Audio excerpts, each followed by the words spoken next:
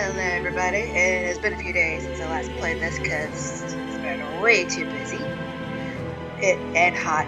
It's over 100 degrees. We have an extreme heat warning because some places it's supposed to get up to 120 fucking degrees Fahrenheit. I'm not sure what that is in Celsius. Yeah, it's too darn hot. Too darn hot out. So, yeah, by Ella Fitzgerald. Anyways, we are. Oh, let me turn up the volume. Good. Oh wait, let me turn up my computer volume, not the TV volume, because TV volume's already high. But we are back here with secret training.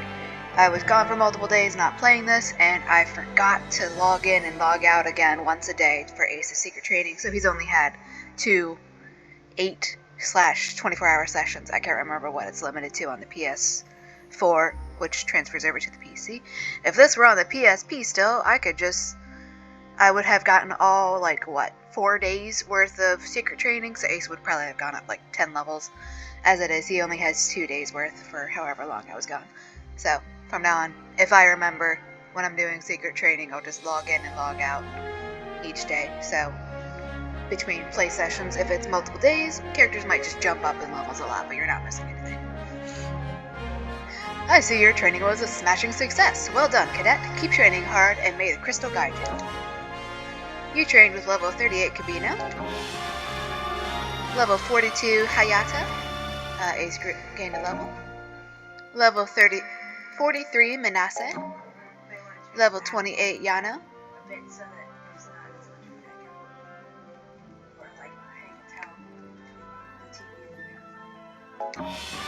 level 37 Minasuki, and gained a level.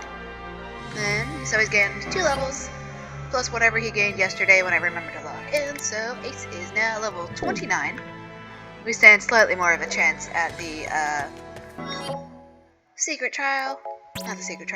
trial, which we're going to go ahead and do, or at least attempt.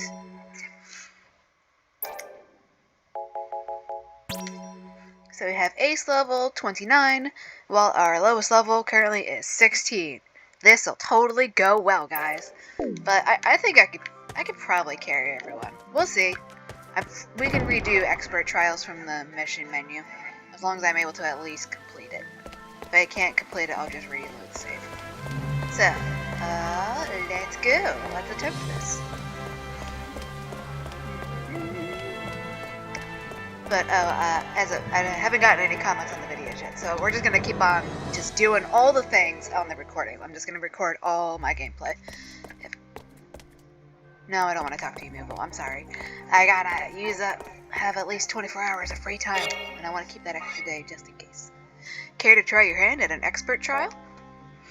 Let's go ahead and do the Kezia diversion.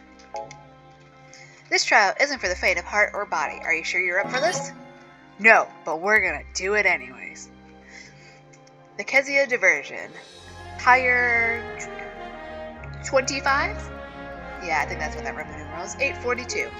After successfully capturing Togara's stronghold, Rubrum launches an offensive on the military forces occupying Kezia. Central Command orders the cadets to provide assistance to the main Dominion force invading the city. Class 0 must send a squad of 4 to carry out diversionary tactics against the Empire. Participate? Yes. You've got guts, Cadet, but remember, some don't make it back alive, so make sure you're truly prepared. I think I just have to leave. Goods. So we're gonna leave city and make our way to Kezia. Oh, I see you. Are we going, bro?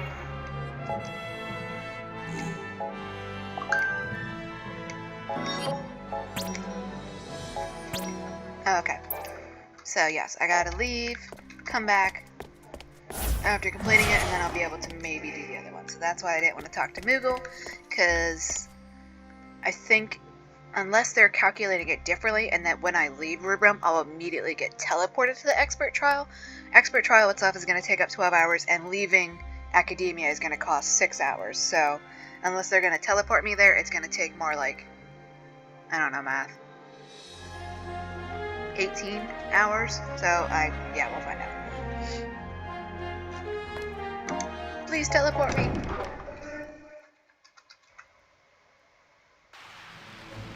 Nope, okay, so it might take 18 hours per thing instead of just 12. Because I gotta go to Kezia. So that's why, if you know there's expert trials waiting for you, which I did not when I first started this time period and was running around talking to people, make sure you got extra time. Can't remember how many. I was gonna.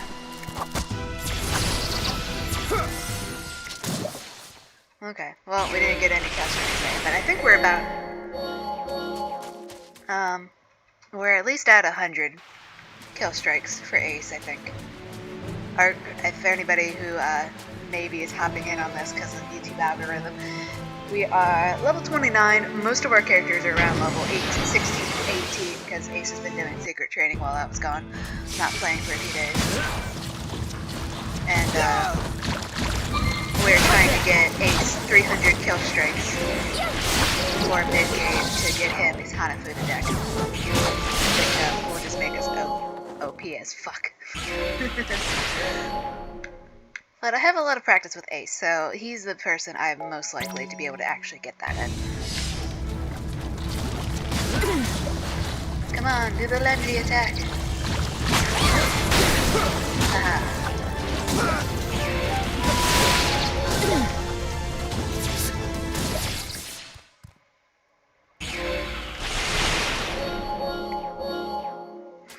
But yeah, once I get him his Hanafuda deck, I will probably then...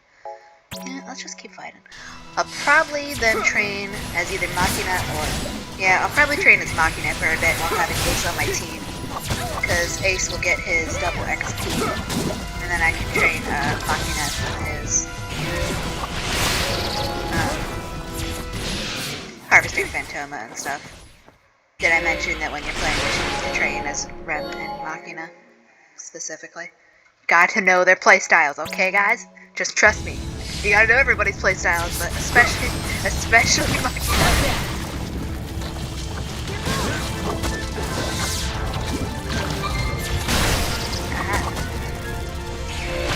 So in this little encounter round, I've gotten another 5 or 6 strikes with these, just with the flans. Did we beat this yet? No, another round. I think there's only 4. Oh, I missed that time.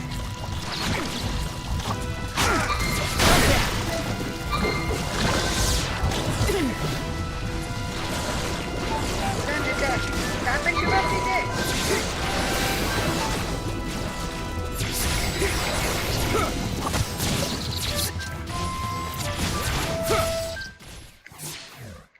We're gonna get plenty of Phantom. I got some yellow.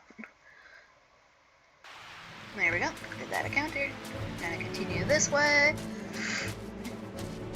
Oh, but anyways, while we're just running around on the overroad, I got a YouTube comment the other day I didn't notice on the report video that my twin made that just says, "You seem insufferable." And I'm sorry guys that, oh, Chocobo! Chocobo's running right towards us, and it's gonna run into the woods. Nope, it's gonna run this way. We're gonna try to catch him first, Chocobo. We're gonna fail. Nope, okay. Won't be able to catch this Chocobo on foot. I gotta ride another Chocobo to do so. Here goes! But, just said, "You seem insufferable," because, these people have no standards for media, and they don't want people to complain about a book being sold for money that is literally just blatantly somebody's unfinished, unedited, unfinished first draft. And it's being, and they're claiming it was edited. It's literally not. It's riddled with typos and structural issues, to say the least, considering there's a plot, and then that plot gets thrown out the window as soon as the fanfiction scene is done. And then nobody made the author actually write a coherent story. They just said, yeah, we can publish this for money.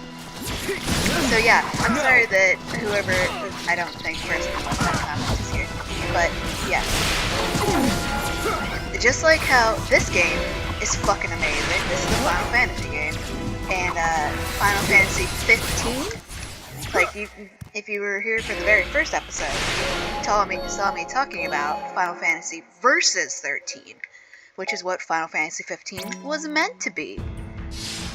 And then Final Fantasy Versus 13 got stuck in developmental hell for a decade or more, and they decided to, instead of just finishing it properly and devoting resources to it appropriately to actually finish it, they decided they were just gonna rebrand it as its own standalone Final Fantasy game and just rush it through, despite, oh god damn, so you know what, I might replay Final Fantasy 15. I have to see if that's on the PC and if I can play it on the controller or not. I wish I did this back then. Well, we didn't have a computer capable of actually playing one of these games back then. I was listening to level grinding because I wanted to Another chemistry. my sweet time. I was moseying and I wasn't making any effort to actually get from point A to point B quickly or anything like that. And then at one point I went up a level and I was like level 20 or something despite putting in 0 effort, and like I just had a moment of What the oh, fuck? there is something so fucking wrong here. Chocobo! I specifically had not been level grinding and or going out of my way to fight things, and I was already level 20 despite not putting in any effort to get there. And I couldn't remember getting to any of the intervening levels. It's like there's something so fucking wrong here.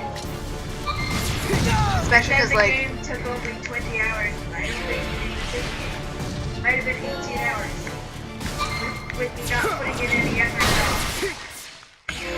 but yeah, there's a very, very big difference between this game, Final Fantasy Final Fantasy Type 0 HD, which is slightly janky, has slightly wonky translations. Look, we got our first Chocobo from the wild. We got a male Chocobo. No, you just click on it to capture it. Rookie Wrangler. Hey, there's another Chocobo. I don't think I can get up there. We're just gonna try to catch this Chocobo and then we'll continue on to our expert job. Nope, no, we're not going towards the big monster. That way leads to death, currently.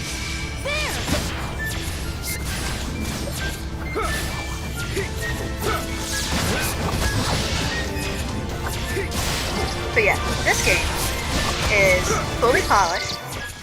It is slightly janky in the translations and some of the transitions because it was literally originally made for a freaking mobile handheld. And it is beautiful. It is emotionally devastating.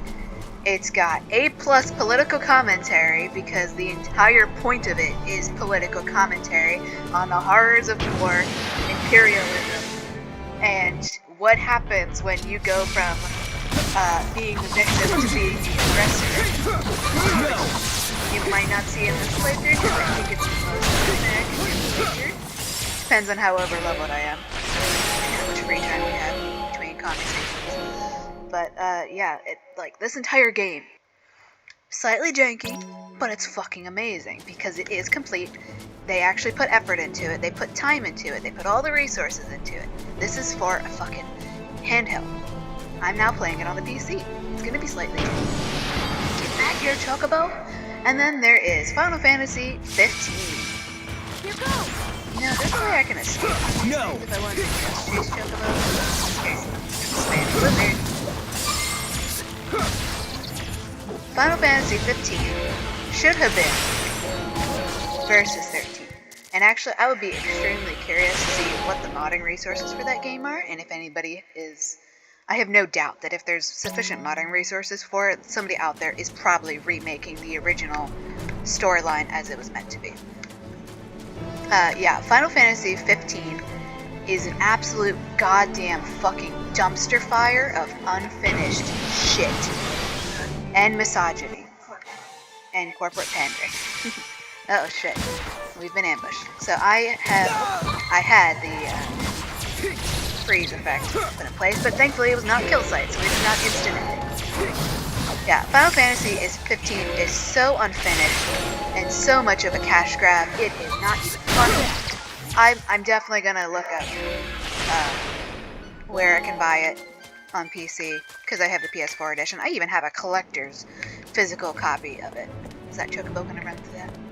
Yes, it is. Okay, that's not it. Can we catch the Chocobo? Get back here! I'm gonna get so. Okay, you know what? Chocobo time. If I hit the right buttons.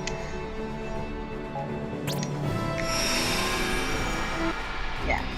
Final Fantasy 15 is absolute shit. The graphics, 90% of the time, look like shit. The storyline, my god. They literally took a cookie cutter to the plot of that game and just removed whole entire sections so blatantly that it is impossible to ignore that fact. So that they could then shove in like $30 or $40 worth of DLC in there. It is so bad. The cutscene, the dialogue, the interactions between the other characters, some of it's really good. We don't want to do that yet. We'll just let the timer run out for Chocobo here. Final Fantasy. Yeah, I'm definitely gonna look up what Final Fantasy 15 is and if there's a mod to make the controls look like the PS4 controls, because I will definitely play that dumpster fire for you after this. Because I might even do that before playing Final Fantasy X, because that's how quick we're going to be going through Final Fantasy goddamn 15. Check it out. They literally remove whole sections of the plot just so they can sell it back to you later as a DLC. They resell the game to you multiple times, each one claiming to be the complete edition, even as they've announced that there's more DLC in the works. Every single interaction we have with NPCs and stuff is just so bad. They've attempted to shoehorn in a dialogue tree, like Fallout 4 style, like actually literally Fallout 4 style, where you seemingly have different options of reactions for role-playing reasons, but then literally none of them actually impact the decisions or responses that you get in the game. So despite Noctis, Ignis, Gladio, and Prompto supposedly all being best friends, Ignis and Gladio are there for obligation at the beginning, but became friends as they grew up together and all this. You can just treat them like absolute fucking shit for no reason throughout the entire game. It's not even after certain points that you can just treat them like shit. You can just be an asshole to them for no reason, and it doesn't impact any actual thing within the gameplay, except just the character dynamics that you are seeing on screen from your main character. Even though this is a Final Fantasy game where you're usually playing a character who has an actual personality and a storyline you're supposed to be going through, like Titus, Cloud, Squall. I almost called him 8 for some reason. Squall was from Final Fantasy 8. Like, a lot of the earlier Final Fantasy games, you can give your player character a different name, but they've got a set appearance, they got a set personality, all that. The only thing you can change is your player character name, because that's just fun to do. It's even more fun when you're playing Final Fantasy 7 and you know about Crisis Core, so you decide to name Cloud Zack for tragedy reasons. So you just play Final Fantasy 7 with everybody calling Cloud Zack, and him being like, Zack? Who's that? I don't know a Zack. Zack said. So, yeah. I'll look up how much it costs to get Final Fantasy 15 on the PC. See if it's on sale anywhere. And I will play that dumpster fire for you with this in comparison. Because somebody was mad that my twin made a video dissecting Report, which is the latest Murderbot short story being advertised as a novelette. I'm wasting this Chocobo. Sorry, Chocobo. I did catch 2 Chocobos with you, so it's not a complete waste. We've got equaled it out by catching 2 Chocobos, because we're going to lose this one. It's like, huh? You ride them around once and then they run away after a time limit. But I caught 2 Chocobos, so there's no net loss. But yeah, Report is a completely and utterly unedited, unfinished first draft that is being Can't even say it's unedited because an editor was mentioned, but there's still so much basic shit left in that we can only assume it was a dumpster fire before. But yeah, people are mad. You can't criticize my favorite series. You're just insufferable if you do that. Or you're just so mean if you talk about all the blatant issues, even just technical writing, that this story has no plot. This story has literally no conclusion. None of this makes sense. This is not how you write on a basic level. And then people are charging outrageous amounts of money for these things. They're not even posting it for free. If it was posted for free, that'd be one thing. Not when you're charging money for it. Without warning that it's not a complete story. Like, people are literally spending money on this on their Kindle under the assumption that it's the next complete Murderbot series, and they're just getting that. Literally ends, it seems like, mid-sentence from how abrupt and unsatisfying the ending is. There is no conclusion, I almost said. But yeah, it's literally the difference between this game and Final Fantasy 15. Like, it's a world of difference between an actual well-written, edited book from someone who actually understands that a story should, and let alone one that people are paying money for, unless it's a very specific decision for the formatting and style of the narration, which is not when it comes to Martha Wells. It's all like that because that's the only way she knows how to write. She doesn't know how to end shit and have actual conclusions to plots and stories.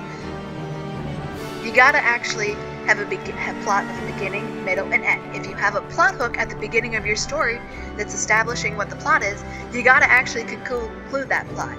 You can't just hand wave it to some random ass off-screen thing that's confusing for no reason and has zero detail in it, that doesn't give us any information whatsoever, and then write a fanfiction scene badly done, literally worse than some of the fanfiction that already has existed, that was actually really well written. And yeah, it's just so bad. It's the difference between this game, which is beautiful, and Final Fantasy 15, which, literally just to drive that point home, I'm now literally going to buy Final Fantasy 15 for the PC and show you guys once I've finished playing one playthrough of this.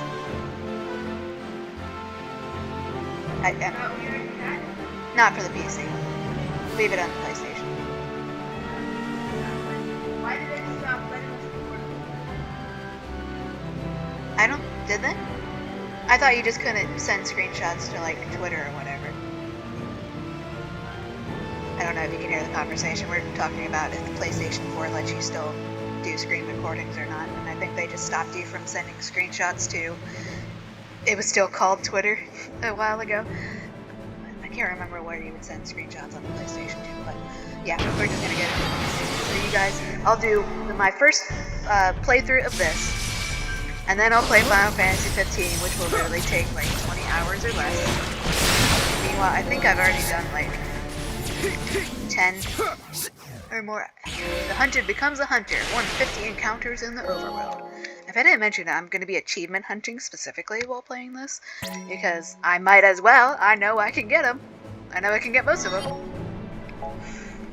But yeah, I'll do my first let's go around in Orience for you guys, and then we'll take a little detour and do a complete playthrough of Final Fantasy 15. Specifically, so you guys can see what the absolute dumpster fire shit Final Fantasy 15 is. Final Fantasy 15 and then Kingdom Hearts 3 literally was the final straw. I'm literally never buying a brand new game from Square Enix ever again. They have burned that bridge. Their games used to be amazing. They were fantastic. We used to play every single Final Fantasy that came out.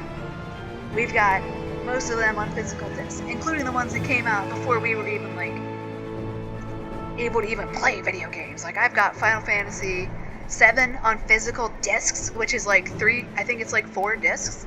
Same thing with Final Fantasy 8. I actually have 2 copies of that because for some reason somebody sent me Final Fantasy 8 instead of Final Fantasy 7 when I ordered it online at some point. So I literally have Final Fantasy 7 and 8 as physical discs in sets of 4 each. I have 16 discs worth of old Final Fantasy games, plus 4 different physical copies of Final Fantasy X and X-2. That's how good Final Fantasy games used to be. Then, I'll play Final Fantasy 15 for you guys, and you can see exactly how shit they have become when they start putting literal cash grabs and profit and money hungry, let's literally chop this story up for DLC so we can make even more money off these people. Yeah. Apparently, there's a Final Fantasy 16 that's been out for maybe more than a year, and I have heard crickets about it. I didn't even know it existed until I was on Steam buying this when it was on sale, because I got the email notification that it was on sale. I literally didn't even know Final Fantasy 16 existed, let alone whatever the heck Final Fantasy Origin, something of Stranger of Paradise, I think it's called. Literally, I've never seen anybody online talk about these games. That's how far Final Fantasy is. Because even the people I follow on the various social medias are Final Fantasy nerds, and none of them have ever even mentioned these games existing, let alone how excited they were to play it. I'm pretty sure that Final Fantasy 15 was just the nail in the coffin for many people. That you can't, and Square Enix is going to have to learn it, that people are replaying their old games and don't want jack shit to do with their new shit because they've literally alienated everyone. And they're just showing that they don't actually care anymore about telling good stories, and they just want your money. That's also why they decided to split up Final Fantasy VII into, like, used to be one game on the PlayStation 1, I think. I don't think that was PS2.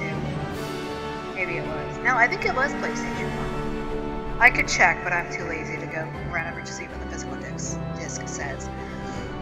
Sorry, this has been half an hour of media rambling, but that's why the channel name's been changed, because it's too hot out to actually be out gardening. They've decided they're going to split up Final Fantasy VII from one game into, like, I think probably if 4 of them are out now, there's probably going to be, like, no less than 10 goddamn fucking Final Fantasy VII remake games. Instead of just making Final Fantasy VII as its own coherent modern game, then doing Crisis Core, then redoing Dirge of Cerberus, which would be fun. That's like one of the very few shooter games I actually enjoyed playing growing up. It's still very wonky, but it's fun because you get to play a demon werewolf guy. And just...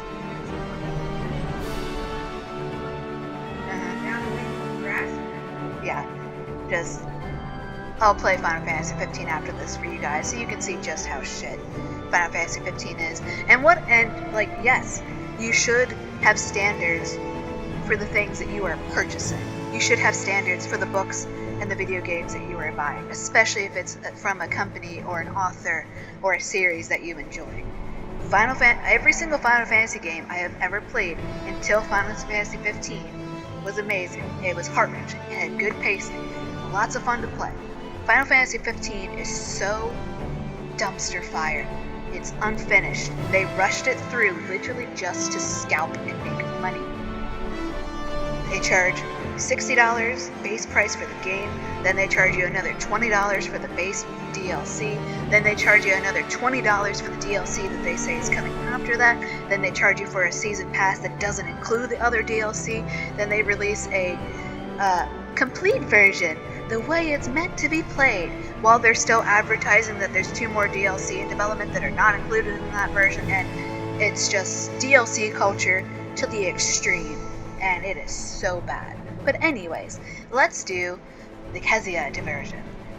As a recap, after successfully capturing Togerit's stronghold, Rubrum launches an offensive on the military forces occupying Kezia. Central Command orders the cadets to provide assistance to the main Dominion forces invading the city. Class 0 must send a squad of 4 to carry out diversionary tactics against the Empire. And this is a mission level 35. Ace is level... already forgot, but we're relatively close to that. Everybody else on our team is not, so it's probably only going to be Ace surviving this, as long as I remember to actually heal. Okay, Ace is level 29, so Ace, as our highest leveled person, is 6 levels below the recommended level, so this is not going to go very well. But we have Ace. It wants us to do 7 and Queen. We're not going to do that. Even though they're the recommended people, I don't like your fighting styles, guys, so we're going to get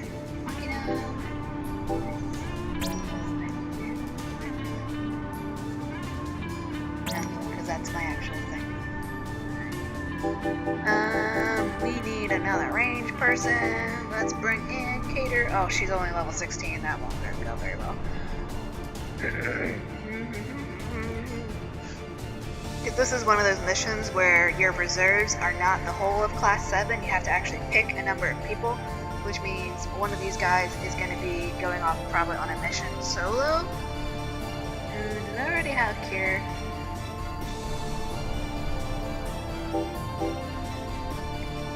Now, let's put Cater in there.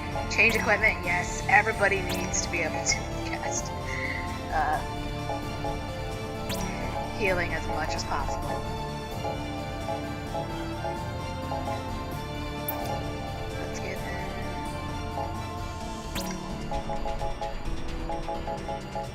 We're gonna try to raise his magicka, or at least his MP.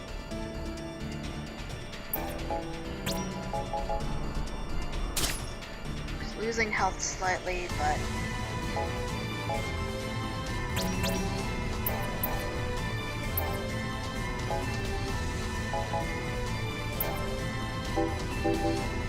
Okay, that's just good enough. We're just gonna go with that. Wait, no. Did I just take Cater?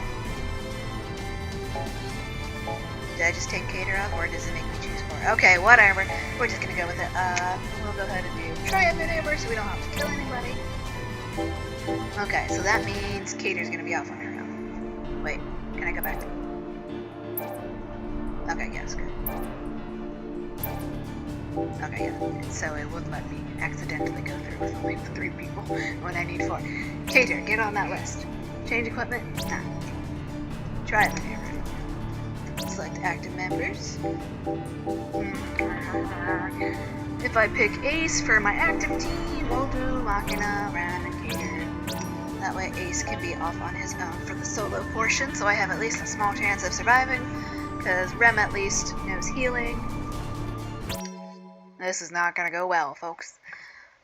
No, we're gonna refuse backup this time, because we can always get them back for other thing, and I want to be able to have Rem heal me. Class 0, commencing maneuvers. That guy's gonna lure the enemy's primary forces towards the south gate, so our allies can infiltrate the city from Ooh, we got 2 kill streaks with Machina.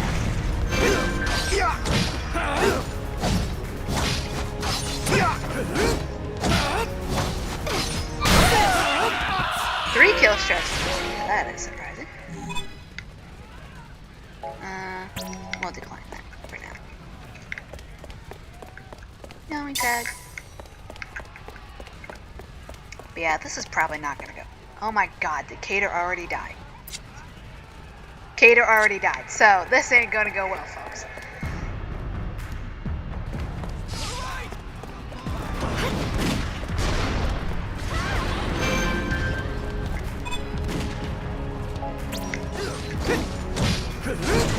He still has fire around. Oh shit, well, we're not gonna do well on this one. We're already dead. Hey, Rem! Ah, you're already dead, so yeah, we're not gonna do this playthrough. We're already dead. I should have given him Blizzard. We'll see how long we can last. Let's take care of these little guys. Oh, and we're dead. So, yep, expert trial is called an expert trial for a reason.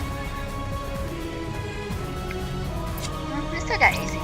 AC, can you take out people for me?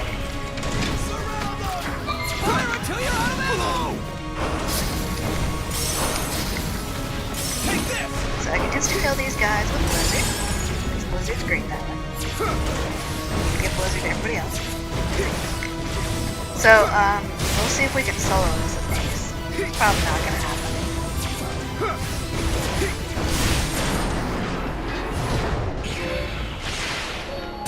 So we're already off to a really, really bad start.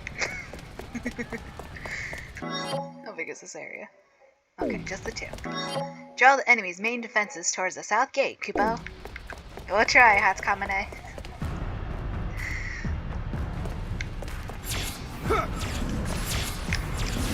I got Kuro.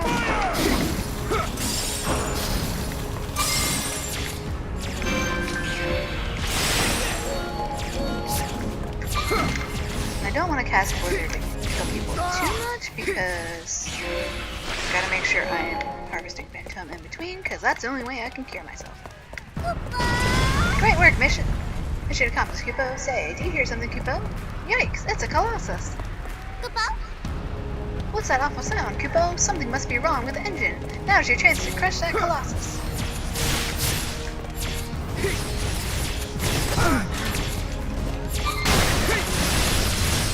Aces overpowered physical attack. Yeah.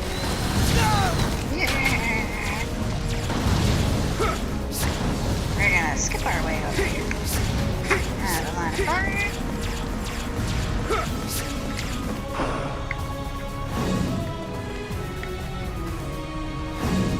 Casting. Or go ahead.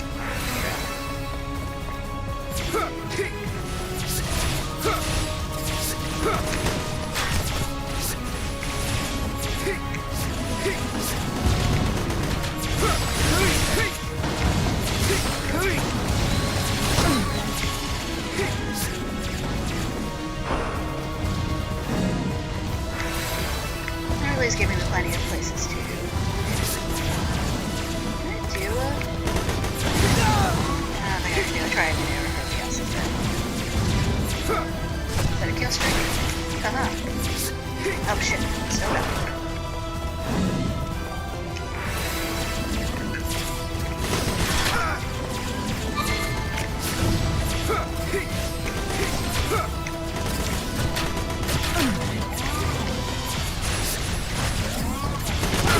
No, stop attacking the US.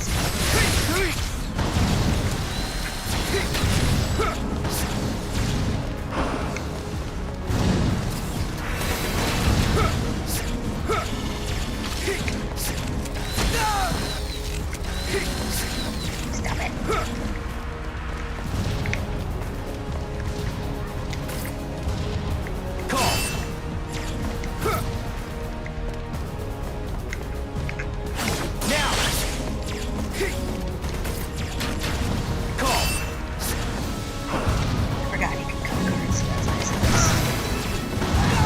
That would have killed me otherwise.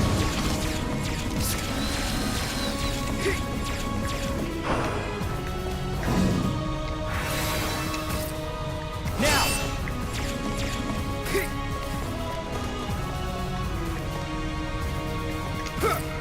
Call!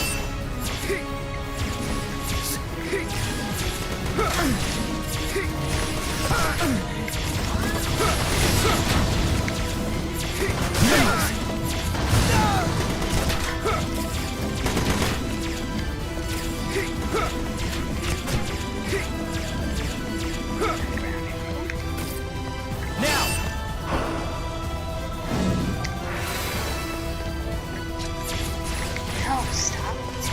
The only bad thing about this is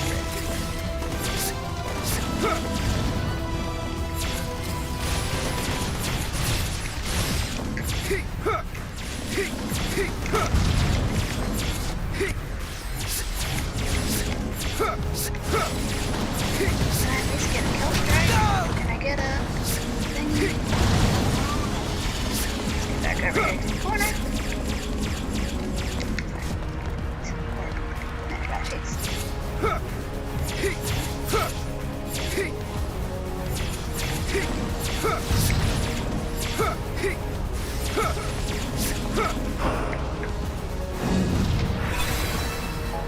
No, we're definitely not going to take a void ticket in. I can just kill this dude, those other guys. There we go. I don't even want to know how to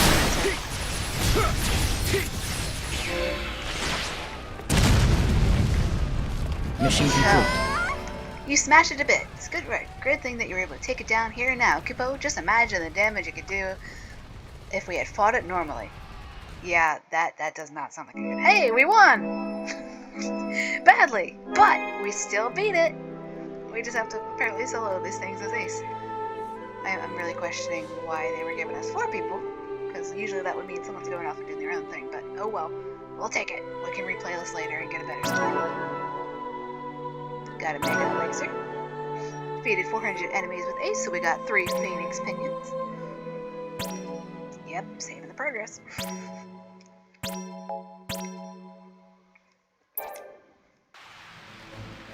So now,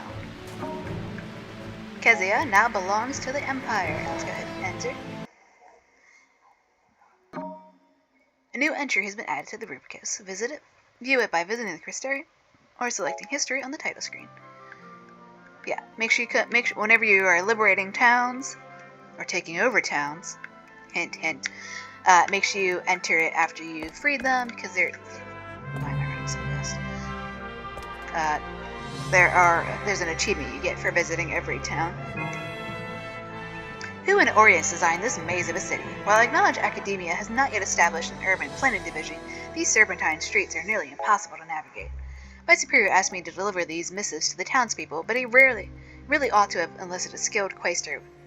Enlisted a quaestor with a stronger sense of direction. I can barely tell left from right in this labyrinth. Would you like some help? You cadets would offer to help me? Why, that is incredibly kind of you. Many quaestors have praised your benevolence, but I must say, you do not disappoint.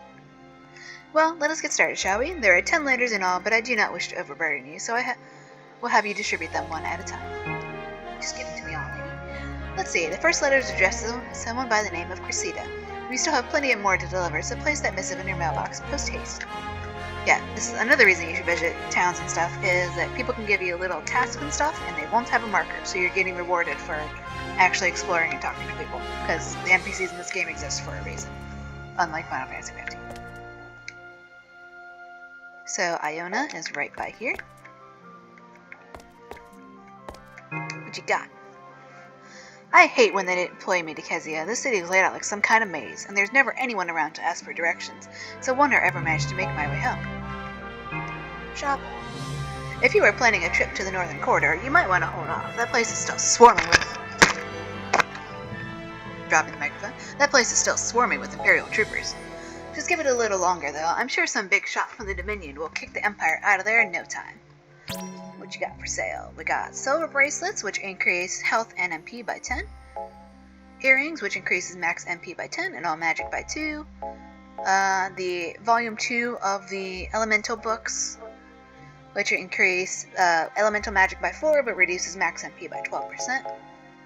Fire armlet, which increases fire resistance by 10.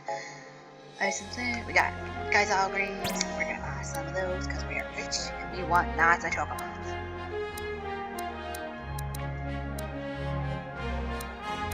We're just gonna get 50 of them for 5,000 because we already have 60,000. Okay, so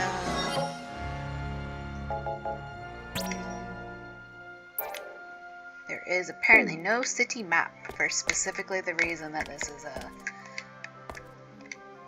maze. So we got Iona and Kakia here. Madeline's around the corner. I'm not going to remember this. We don't see very many cadets around these parts. I suspect you might have a bit of difficulty navigating the streets, so don't hesitate to ask if you get lost. I can't guarantee we'll be able to help though. Yeah, because you're... Welcome to the town of Kezia. If you feel a bit lost, don't worry. Even those of us who live here can barely find our way around. Not inspiring confidence in me. Why am I so fast? I guess I got him another accelerator. The nameplate reads, Cressida. You dropped the letter into the mailbox. Delivery complete. Oh, Iona's right here.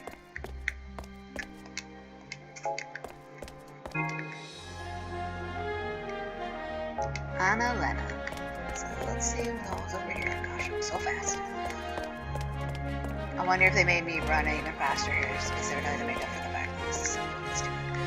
That guy's got a test for us, but we'll finish this little thing first. The Lhasa is at the top of the stairs. Can I interact with the door, guys?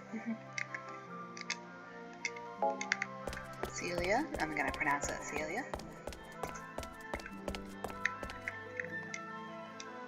Marja. Psychopo.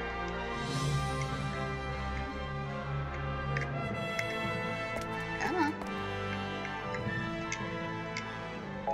Drop the letter for Analia.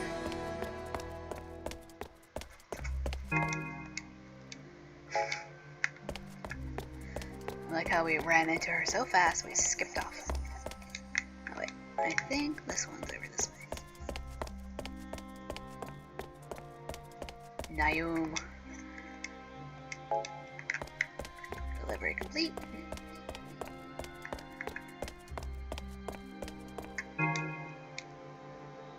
Thalassa. I think I said they were at the top. Is that you? Yep. I'm not usually this good at directions, guys. I promise. Kakia. I'm pretty sure you're up here.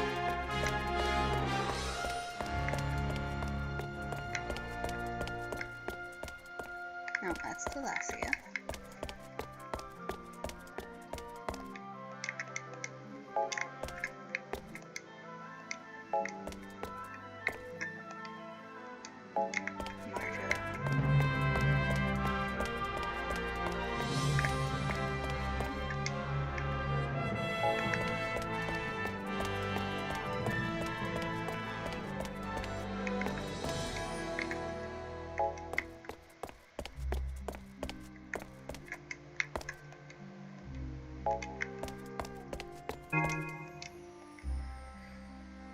Sayoko, I know that one's up here.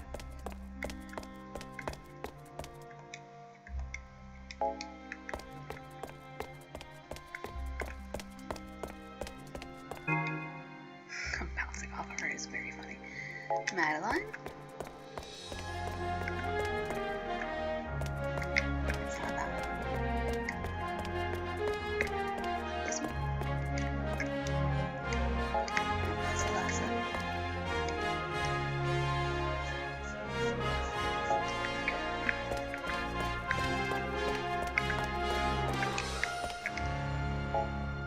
It's Marta.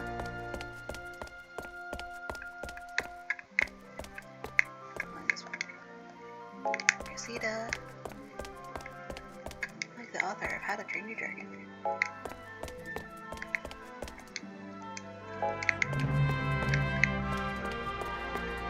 Already delivered over here, I think.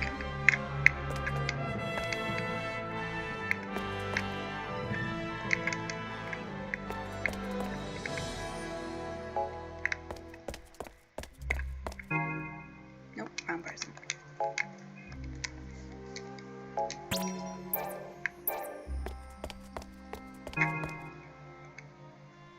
Marta.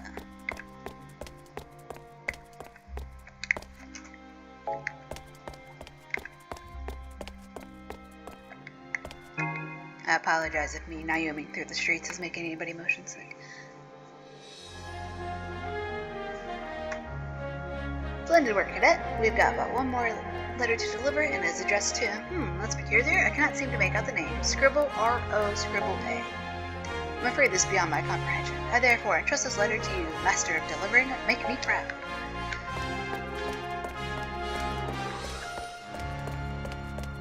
It's probably this person. The name on the plate starts with a D, but the rest of the letters are faded and illegible. We already delivered here.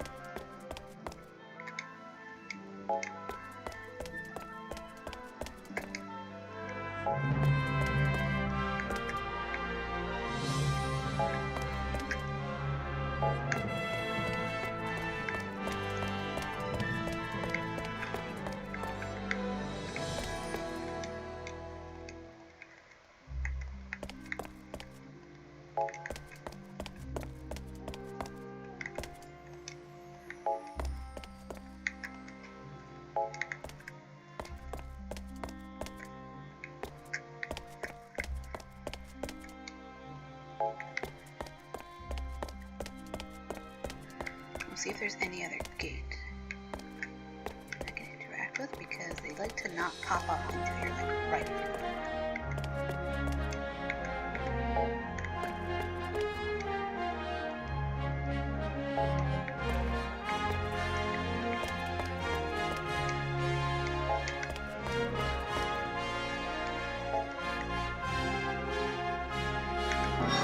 Can I interact with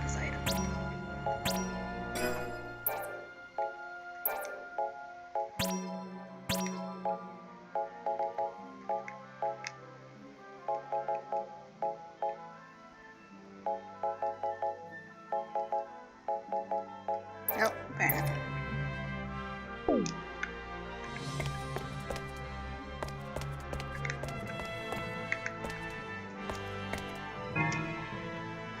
The northern corridor is northwest of here, but do be careful. That place is swarming with fiery fiends, and whatever you do, don't disturb the enormous monsters lurking in the depths of the cabin. They're liable to explode. So they're probably some subtype variant of bombs. Well, what brings you cadets out to Kezia today? I don't suppose you might have time to assist me with something, would you? Look around. Ostensibly, everyone is fine, but it's painfully obvious to me that they are all aching inside. That's why I would like to prepare some of my patented tonic for them. However, in order to do so, I require bombs. Did I say something odd? Surely you know that bombs and lava balls are quite the delicacy in this part of the region, Dominion, yes? That is so interesting. Personally, I find that soaking the fiends in liquor truly enriches their zesty flavor, but I digress. It would be most appreciative if you would go out and slay some bombs for me. Sure. Defeat 4 bombs for Nenji in Kezia. You ought to be able to find some bombs and lava balls in the northern corridor. Head there and defeat them, 4 of them, so I can start brewing. Oh. No, we don't want to cancel our current request.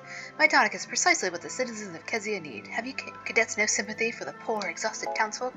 He wants to make, I guess, some spicy alcohol. What's my current request? Monster Pursuit 2. Oh. No, I might as well take this guy's request, because I have to do United Front for that other one. Which I'll be doing later.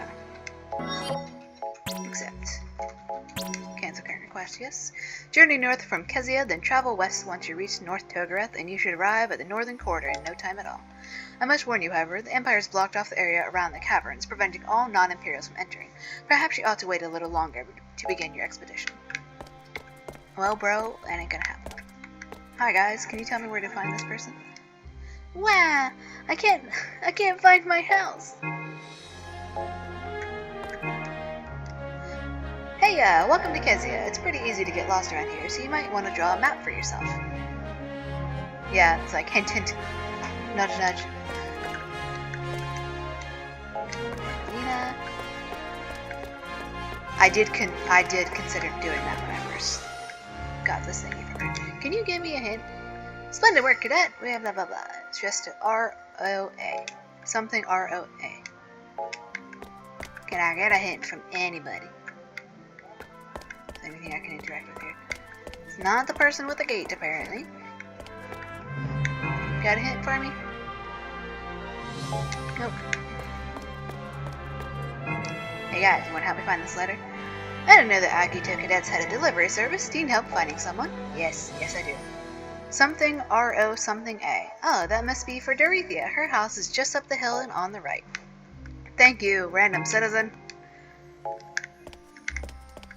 Oh, he's got more dialogue. I've told Dorethia to buy a new nameplate more times than I can remember. How is anyone supposed to find her house when they can't even read her name? And see, like, this is part of the thing of the game's telling you things for a reason. They're telling you, if you get lost, ask for help. Not just me running around checking all the doors to see if that'll trigger the event of, oh, it must be this. No, I gotta ask people for help. Asking for help is good.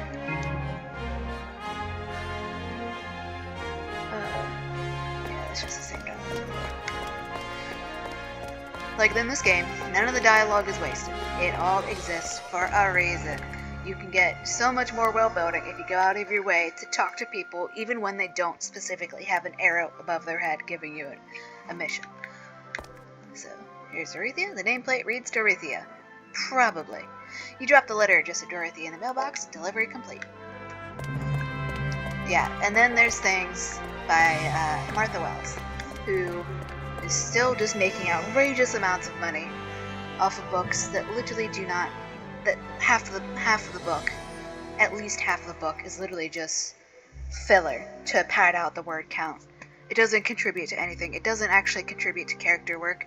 It's literally just there to do, as we like to say, an anime round table of reactions of people gasping in dismay, or throwing their head back and wailing, or pounding their fist against the wall and thumping their head against their desk in exasperation, just to pad out the word count and make the scene longer. and then just sitting around talking about the plot instead of furthering the plot in any way, shape, or form. Things that could have been time skips are just 20 plus pages of us doing nothing, and then we get time skips over the actual important parts, like the final climactic battle just gets skipped past entirely for no goddamn reason, except she clearly didn't know how to write the climactic battle that has tension in it. And it's just like, what are you doing? You can't skip past the final battle. It's called the final battle for a reason. After building up to it for so long.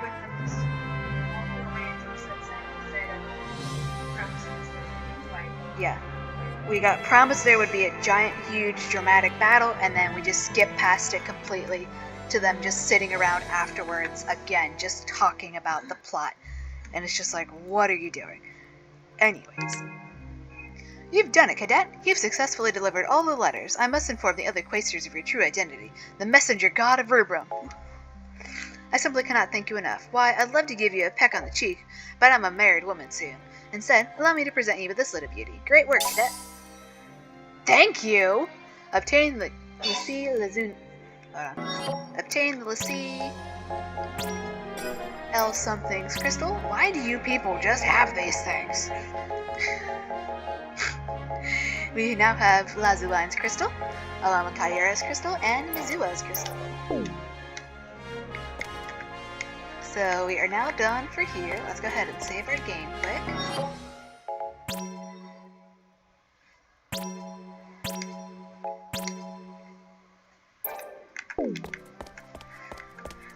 So we can go ahead and leave Kezia. And we will do this. We're gonna at least see if we can do this guy's request. I might not be able to do this now. I might have to pick it up again later. Map of Orient. Yes, I know where I'm doing. We're just gonna head north. Let's ride a chocobo. We got two. Avoid those random encounters. Although we could get some BG encounters, you cannot do right now. Okay, so we can't actually do his request yet. So, can't go over yet into that cave. Nope, okay. Cannot enter North Road yet. We'll see if we can at least catch some more chocobos. Oh, here is what remains of Lorica currently, because they had a fucking nuke dropped on them by the imperialist regime. Gee, I wonder who they represent. But yeah, any book by Martha Wells is just politically incoherent. Her books claim to be anti-capitalist, and then she just has all of the good guys be extremely rich academics who have never met a poor person in their life, who just awkwardly avert their gaze from poor people, even as they are looking down their nose at their fellow academics for not knowing what hanging their laundry up to dry is. But then Martha Wells is the one who decided to write her protagonist, the good guys, questioning, oh, these people are hanging their laundry up? Is it some kind of festival? Because they've literally never lived anywhere that didn't have goddamn fucking expensive fucking dryers and shit, and access to this, and just like, why are you doing this? This is something that you should have the corporate business overlords asking, because they're the rich fucks. It's literally free to hang your laundry up to dry. Why would people from preservation and all these places not be saving time, energy, and emissions on hanging their laundry up to dry? Like, are you kidding me? Kupo? You all have been working so hard, Kupo, it brings a tear to my eye. Remember, only 12 hours until the next mission, Kupo. Ah, so I don't think we'll actually be able to do... Yeah, I'm sure we'll be just fine on the level 17 mission upcoming. So I don't think we'll actually be able to do this expert trial. I might be able to accept it now, and then do it after the next mainline mission, because if I leave now, that takes away 6 hours So I would only have 6 hours left, and I would not be able to complete the expert trial. And I don't know if this will stick around after we do our next storyline mission. We're just going to go ahead and assume it does. So we've accepted that. So we'll just go around and talk to people for the trigger events for the next 12 hours. And see if after doing the mainline story mission, we still have this expert trial. If not, oh well, we'll do it the next playthrough. Initiating this event will force you to abort your current expert trial to lack of time. Proceed. Well, yep, kinda have to. We don't have enough time anyways. What do you want, Kupo? Yes, I'm fine, and no, I'm definitely not crying, Kupo. Oh, that class 3rd Moogle just pounds my pom-pom, Kupo. All Z, because Moogles use neopronouns, all Z ever does is brag about how here cadets are so magically gifted. Class 6 specializes in magic too, you know. Just because my kids may not be as talented as hers doesn't mean Z has the right to rub it in, Kupo. My class is filled with hard workers, though, and every one of them is determined to prove that they can be the best mage in all of academia, Kupo. Then again, you guys probably don't ever worry about something like class rankings. Every Kupo in the Dominion acknowledges that Class 0 is number 1, Kupo. Thanks for the high potion. Feel better soon. 10 hours left. Anybody else here got a conversation? We got this dude. You'd better be prepared if you're planning on participating in an expert trial. If you go in expecting a routine practice, you're in for an unpleasant surprise. Okay, we talked to that guy before. Got 5 more conversations we can initiate. Let's go to the airstrip. And then Ace will be standing in place for a minute, so I'll be right back.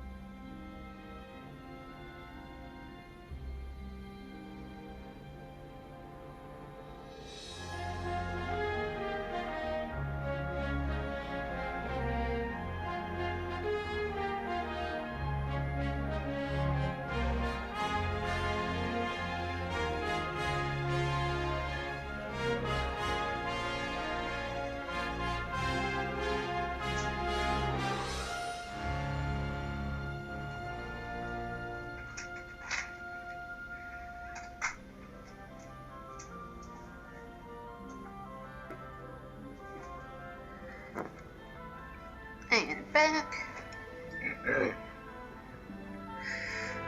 But yeah, while we're just running around academia, to all the people who think that you should not criticize books, or if you don't like it, don't read it. First of all the people who say don't like, don't read, or you can't possibly criticize this thing, I like it. You're not allowed to talk about how bad it is. You clearly just didn't like it at all. And it's just like, you guys can't even follow your own advice of don't like, don't read, because if you actually thought that, you would simply not read critical reviews of media you enjoy if you know you can't handle reading critical reviews of media you enjoy. If you cannot possibly handle somebody, if you can't even possible light-hearted factual criticism of, hey, the author did this, which is really not a good thing to do, and here's how they could have fixed it, if you lose your shit at people saying that, you probably shouldn't be interacting with rant reviews to begin with. This is not even something that you yourself have written.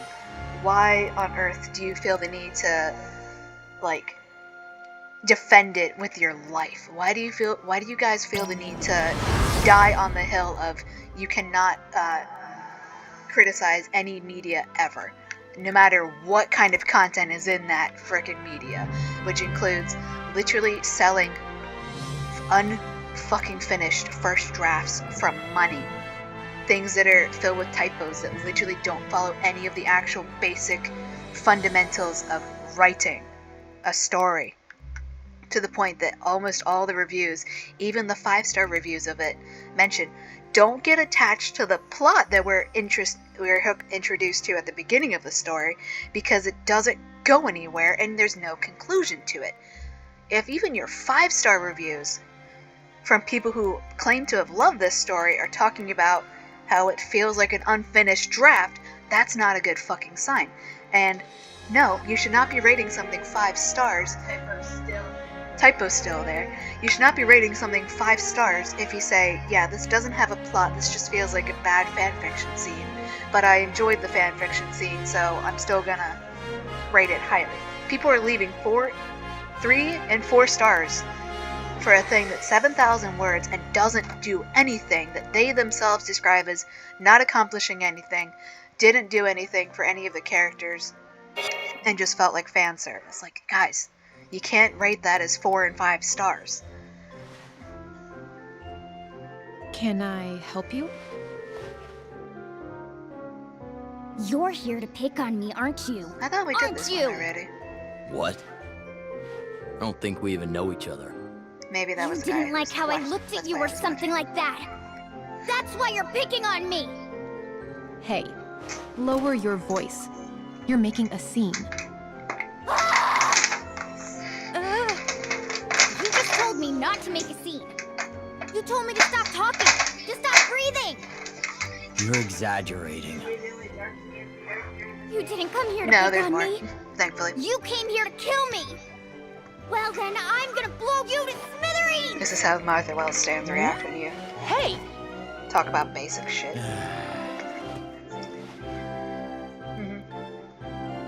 Oh wait, this one's not ready yet. I'll be back for you. Huh? What was that all about? Lots of characters here, I see.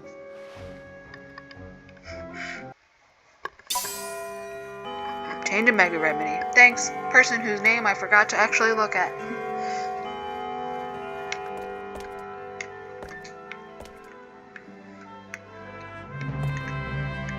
You okay? You remember Kumi, don't you? She's the Secundus we defeated in the Liberation. For a Lassie that doesn't specialize in combat, she's sure a pretty good fight. What? Most people ignore the division between Primus and Secundus and simply lump them all together as Lassie, but they don't realize that there are enormous differences between the two. Thanks, Seven. You okay? What? They say there's always someone better than you, but you gotta be better than them. But we gotta be better than them. If you got drive, all you gotta do then is prove it through your actions. I got distracted by what's her face from what I was saying. What was I saying before? Other than just that people are rating something 5 stars, even when they are seeing and saying that there's literally nothing going on in this story and that it's bad fan service, but they feel bad rating it badly. It's just like, please guys, if you're leaving a review for a book, for a video game, for a TV show, you're not rating it based on how you think the creators would feel if they read your review. You are rating it based on if you would actually recommend anybody spend their time, money, and effort to actually interact with that media. I would give Final Fantasy 15 like 1 star, maybe 2 stars, because the combat is fun, but the plot is fucking shit. Actually, I'd probably give Final Fantasy 15 2 stars, because it is fun to play as an actual video game where you're playing a game. Like, it's literally just fun to run around, kill monsters, fight monsters, and do the quest, drive around in the car listening to music and stuff. But like with a book, if you can't finish reading a book because it's such a goddamn slog to get through, because the writing is boring, or because it's just dragging out scenes endlessly, you give that a 1 star. You don't rate that 4 or 5 stars. The only time you should give a good rating to a book you can't finish is if it's a personal reason, like they're delving into a topic that makes you uncomfortable. Like, if a book is so bad you can't even finish it, let alone you dread picking it up to even try to finish it, that should be a 1-star review. Oh, well, I liked some of the characters, but not enough to push through and finish the book? Yeah, that means that it's bad enough you couldn't finish it. Let alone if you're only 25% of the way in a book, and literally nothing has happened by page 100, that's a bad book. If you're not going to recommend people to read that, that should be a 1-star review. Like, me, personally, here's an example of a 4-star review I would give. The Another Day trilogy by Gregory Maguire is the sequel trilogy to the Wicked Years series by Gregory Maguire, which most people only know as Wicked because of the musical, which then got made into a movie. Both of those adaptations are shit. And racist. The movie is a shit adaptation of the play because the movie decided they're going to make it 6 hours long without actually adding anything of meaning to this extra scenes they're padding out the musical with. And the musical is shit. I wouldn't mind going and actually seeing it if anybody locally was putting it on in person, because people were actually doing jobs and doing musical theater and shit with actual people and effort and enthusiasm, versus the movie, which is just 90% CGI with the fucking runtime expanded to goddamn fucking 3 times the length it needs to be, to 6 hours. And then there's the musical, which is really good for all the ones I've seen so far, but just the storyline and as an adaptation is complete crap because it's taking every single one of the politics of the actual novel and just watering it down to non-existence. Elphaba goes from someone who is driven and cares about minorities around her, and is surrounded by people who also care about those minorities, even in their own ways. And then she's just turned into who has to actually work hard and strive for what advances she makes in magic. And then she's just turned into the chosen one trope, who's born with great magical powers that she just can't control them because she's just so powerful. And it's just like Disney-fying her with the implicit message that only those who are born great can achieve greatness, and that you have a destiny to fulfill. When it's no. Adult fans talk about the lion scene in the classroom. Yeah, and in the novel, the people who rescue the lion cub from the classroom is 2 unnamed girls who rush the baby out of the class while carrying it on their jacket together, while the rest of the class fucking mobs the teacher and is just like harassing him, blocking him from getting over to the kid. The entire class stands up against fucking fascism and torturing a fucking baby, and Elphaba is one of them. She's not the only one. The musical then turned that into, oh, everybody else is just delighted to go along with the fascism like mindless little sheep, and it's just Elphaba and Fiera who do anything. And it's just like, again, the whole don't have solidarity. Yeah, saying solidarity doesn't exist. It's not something you can expect from people. There's no decent people in the world unless you were literally born to be a chosen one and or their love interest. And it's just complete shit. If you've read Wicked and you enjoyed the musical, but the musical and or movie is all you've seen, take the time to read the book. The book is for adults. It's a darker story. It's deeply political. It delves very deeply into the politics of this world. We're not just making Elphaba the chosen one because magical reasons. She has to actually strive for everything she does. People fuck up. She fails multiple times. People fuck up. People make bad decisions, and that impacts them. And just, my God. It's just so much infinitely better. It's going to be a darker tone. Just go with it. 99% of people who take the time to read the book literally come away looking at who used to love the musical, look at the musical now and be like, wow, you guys could have done so much and you just wasted it. The books are, oh my God, infinitely better. So yeah, it's always fun to watch that transformation. So if you watched the musical, Wicked musical, and you haven't read the book, read the book, and then read the rest of the series.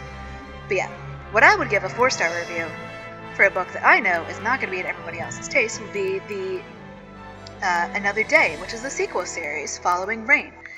I would say 4 stars instead of 5 because I give it a 5-star, but on a site like Goodreads, where the reviews are specifically for if it's worth everybody else's time to read it, I would give it 4 stars because there's plot, and we have an overarching plot, and we have things happening in the plot, and we have interesting characters, but the core premise of the entire trilogy is just Rain and her emotionally working through. I don't even know how to. I'll call it a bad breakup, which, without any of the context, won't mean anything to anybody other than just that she had a breakup. But yeah, it's just her working through her emotions of dealing with what happened in Out of Oz. And yeah, it's just really good. But the core premise is that we're literally just following along with Rain as she emotionally deals with what happened in Out of Oz. And, you know, slowly realizes, you know what? I thought this was a world-ending thing to happen, and it's really not. I still love that person. I ran away from my problems, and maybe I should try actually communicating them and actually talking and seeing if, hey, can we work this out? Is this as earth-shatteringly impossible for us to be together as I thought it was because of what's happened? No. And hey, it turns out communicating with people instead of just shunning them and running away can lead to surprising things when you actually communicate in a relationship and actually give it a chance instead of just assuming, oh, well, they can't possibly like me now, and it's impossible for us to be together because reasons. So, yeah. Why is the controller moving? I don't know if that's because I'm tilting it. Oh, it's because the mouse is sliding. Sorry, I forgot the mouse controls the camera here. So, yeah. I'm making sounds. There, that's even better. But yeah, out of the Another Day trilogy, I would say 4 stars as far as me recommending to people.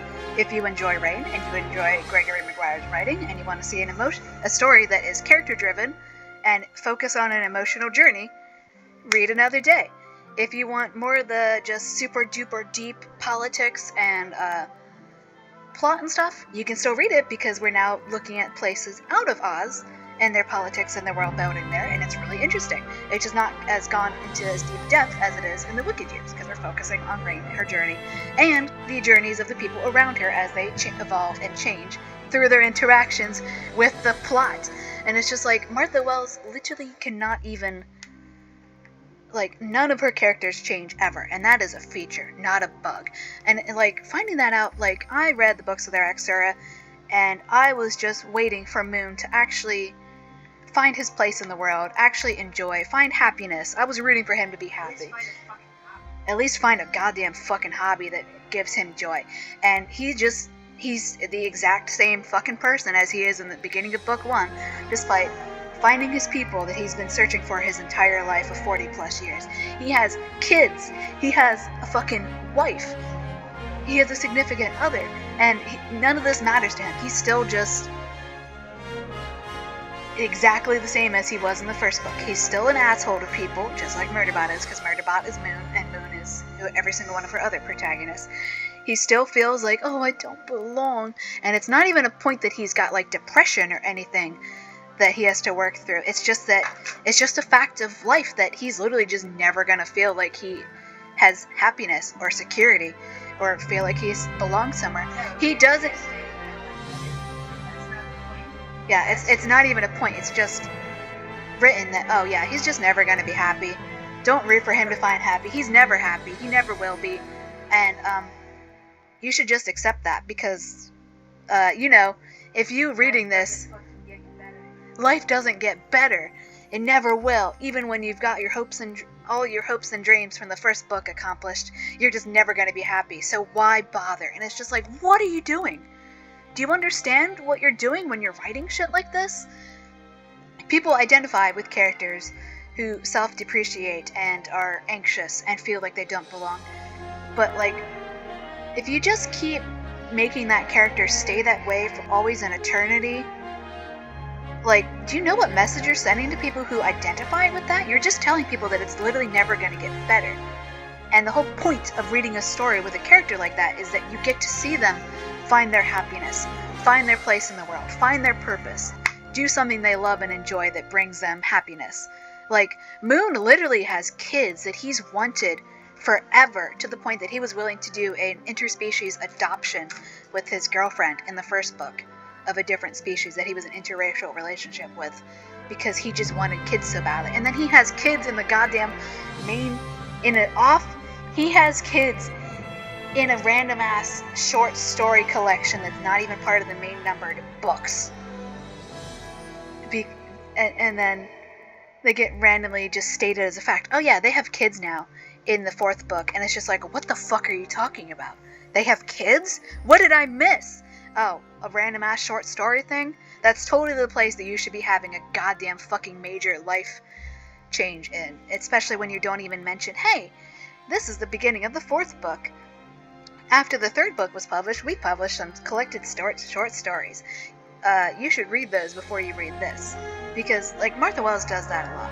And reading the acknowledgments at the end of Witch King, where she says she went through, like, 100 iterations of the first 80,000 words of Witch King before she knew what she was trying to accomplish. And it's just like, why are you writing a book if you don't even know what you're actually trying to accomplish with that book? Do you not outline? Do you not plan? Do you not have a set goal for what your work is actually going to be? And then realizing that no, she doesn't. She not just pantses the Murderbot book. She pantses, which means flying by the seat of your pants, not planning and just writing for the sake of writing with just a base character or setting in mind. She pantses her fucking standalone novels to it, when you can tell, because none of it does anything. None of it goes anywhere. None of it means anything, even though you've just read almost 500 goddamn pages of nothing but gents' descriptions of clothing, but no character descriptions. And none of it means anything. It's just there to pad the word count. Anyways, back to Final Fantasy Type 0. You look well. Get distracted. Blah, blah, blah. I will, Mother. What am I here for? We're trying to find conversations. But yeah, people who can't interact with media criticism of their favorite media, why are you interacting in the first place? If you try to fight, if you just try to say, oh, you're just not insufferable because you're pointing out that a story being sold for money is an unfinished, unedited, barely edited, bigoted mess. Like, maybe if you can't do the if you shout, don't read, how about you follow your own advice and don't interact with criticisms? You can't know if you're gonna like something before you read it. Yeah, and the don't read doesn't even apply That's to about media criticism. Fan fiction and about homophobes who don't like having gay characters. Yeah, if that wasn't audible. Don't read is about fan fiction that deals with queer stuff, and that means homophobes fuck off. That does not mean hey, let's talk to Jack. Yeah?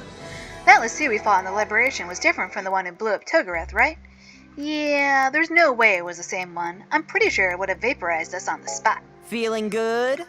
So what? Does the Empire have some kind of Lassie army they can summon at will or something?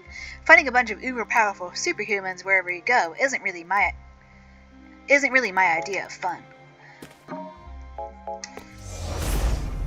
Yeah, don't read literally does not and cannot apply to actual purchased original media that's not fanfiction, because you can be so excited in this case to play Final Fantasy 15 because you've been waiting for it. You've seen all the trailers and stuff for Versus 13, and people have been writing fanfiction for it for the last 10 years, and just be so completely and utterly flummoxed and flabbergasted that this is what we've got. This is what these people have decided to sell for money.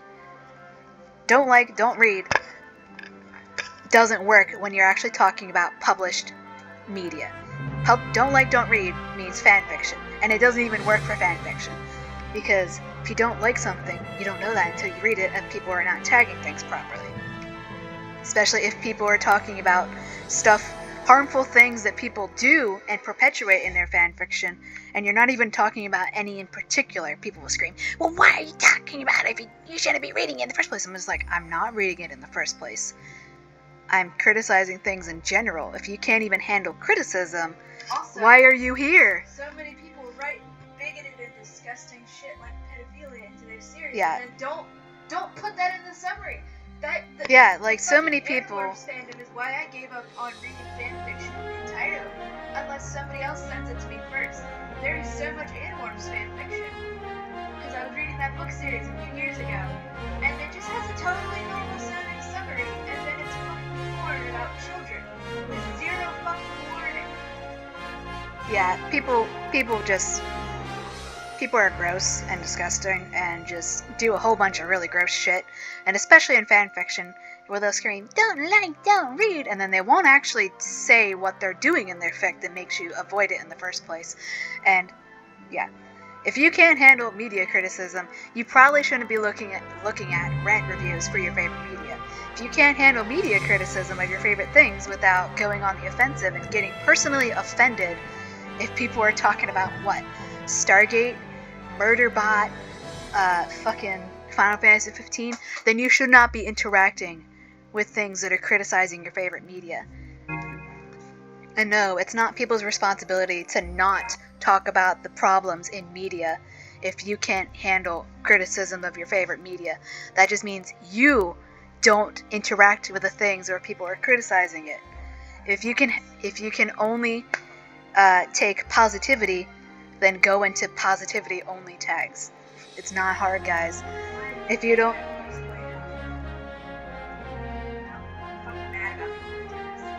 That spider did not ask you to probably strike him. but yeah, if you want to worship a author who is publishing cash grabs, last thing I'll say on this before just telling people, if you can't handle media criticism, maybe don't click on YouTube videos that are literally rant reviews about that media, criticizing it.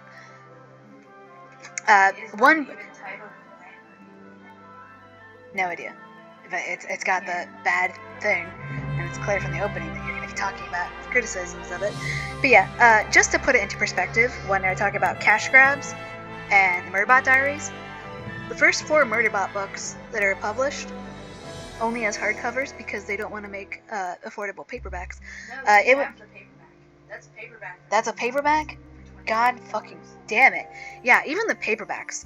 The first 4 Murderbot books, if you bought them brand new at the time of release, it would cost you almost $72 to buy the first 4 Murderbot books, which in total, all counted together, barely makes 500 some pages because the books are printed on very small sheets of paper to artificially inflate that page count even more compared to the actual word count of those books.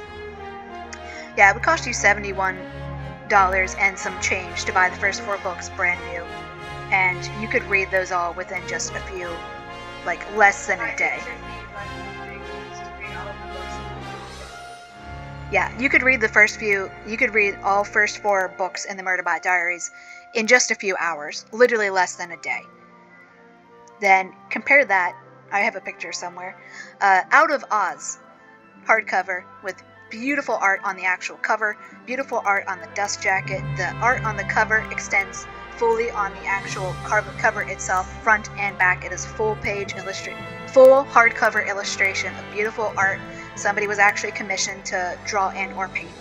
And then that book is fucking massive page size wise, literally to make it so the book wouldn't be even longer page count wise than it already is, and it's like 600 some pages plus, and not a word is wasted. There's no chapters wasted. There's no filler time where nothing is happening. Every single thing is meaningful and beautiful and doing something with the plot. It cost $26. Literally, you could buy a fucking goddamn. You could buy literally in my room, or yeah, they can't see it. You could literally buy 3 copies of Out of Oz and before you get even fucking close to spending $70 that the Murderbot Diaries want you to spend on barely 500 pages, and I can guarantee you if they had actual larger page sizes like Out of Oz does. It wouldn't even count to 500 pages because these things are so short, and even being as short as they are, even still half of them is just filler and useless things to pad the word count even further to make it longer than it needs to be. But anyways, yeah, you can buy 3 copies of the absolutely fucking gorgeous Out of Oz hardcover novel by Gregory Maguire to even get up to $70, and you would still it'd be worth your time more to read Out of Oz 3 times than it would be to bother reading the Murderbot Diaries, because you're actually getting shit out of it. Anyways, the name's Akagi. I'm from class 2nd. People talk about how powerful our Eidolons are, but have you ever stopped to give thanks to them? Oh, did my controller fall asleep? My controller fell asleep. That's how long ago. Oh, my controller is dead. 1 second.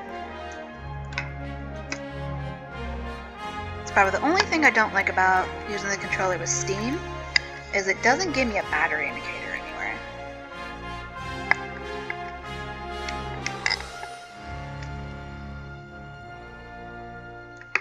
I think the next PlayStation controller should have a little battery indicator on the controller itself. We're already budgeting towards lights and stuff for it to light up. Give us an actual on-controller battery indicator. Those gearheads in Militech scoff at Eidolons, calling them convenient little creatures, but that's just because they wouldn't know a missile from a Moogle if it blew up in their face. Not only do they fail to acknowledge the Eidolon's awesome power, but they also overlook the fact that a summoner musters every ounce of strength in his body to perform the ritual. Oh no. We're being told these things now for a reason, guys. It's gonna be really sad. We revere the Eidolons as gods of war, guardian deities of Rubrum, not like the Empire would understand. Judging from how they abuse their beloved technology, respect is a foreign concept. Got a high potion from that.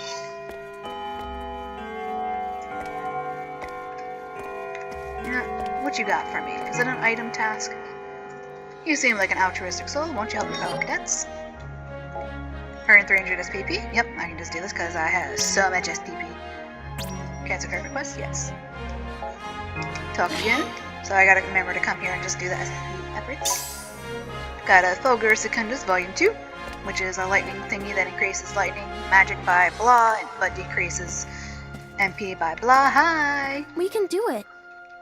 There are many tasks that we cannot accomplish all by ourselves, but that's exactly why we should all do as much as we can in any situation. Is something the matter? It's also important, though, that we learn to accept the things we cannot change on our own. Otherwise, it will only lead to frustration, and we certainly don't want that. Thanks, Deuce. Hello. Carla says, "Hey there, you guys totally couldn't have picked up a better time to show up. Let me just ask you, are you interested in making some major gil off a minor investment?" Carla, you and your multi-level marketing scheme. I'm right on the verge of a business boom, but just a teensy bit short on capital. Say 1,000 gil. Come on, you know you want to lend it to me. When that boom comes, it'll practically be a gil explosion for us. Lend it 1,000 gil? We got plenty. Let's do it. You guys are literally the sweetest. I knew I could count on you, and don't worry, I'm good for every gil. I don't know if I've ever actually gotten anything from her, so I guess in this playthrough we'll find out. I think I forgot to talk to her in my PlayStation 4 playthroughs. So we'll find out if the multi-level marketing scheme is just a scheme, or if she's good on her word. Let's talk to these guys. I don't know. The only thing I don't like about the dialogue in this is when there's pair dialogue like these guys, it doesn't actually give you an order. You gotta talk to them in the right order. Ultimately, it comes down to whether you have the ability to accurately assess your surroundings and calculate the variables that influence the situation on the ground. I don't think trainees like me can do that all at once. So trainees are wearing gray, by the way.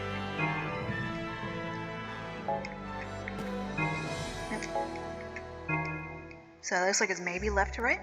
The list of Imperial casualties mentions a Schmitz. Apparently, he was a pretty big deal in Militech.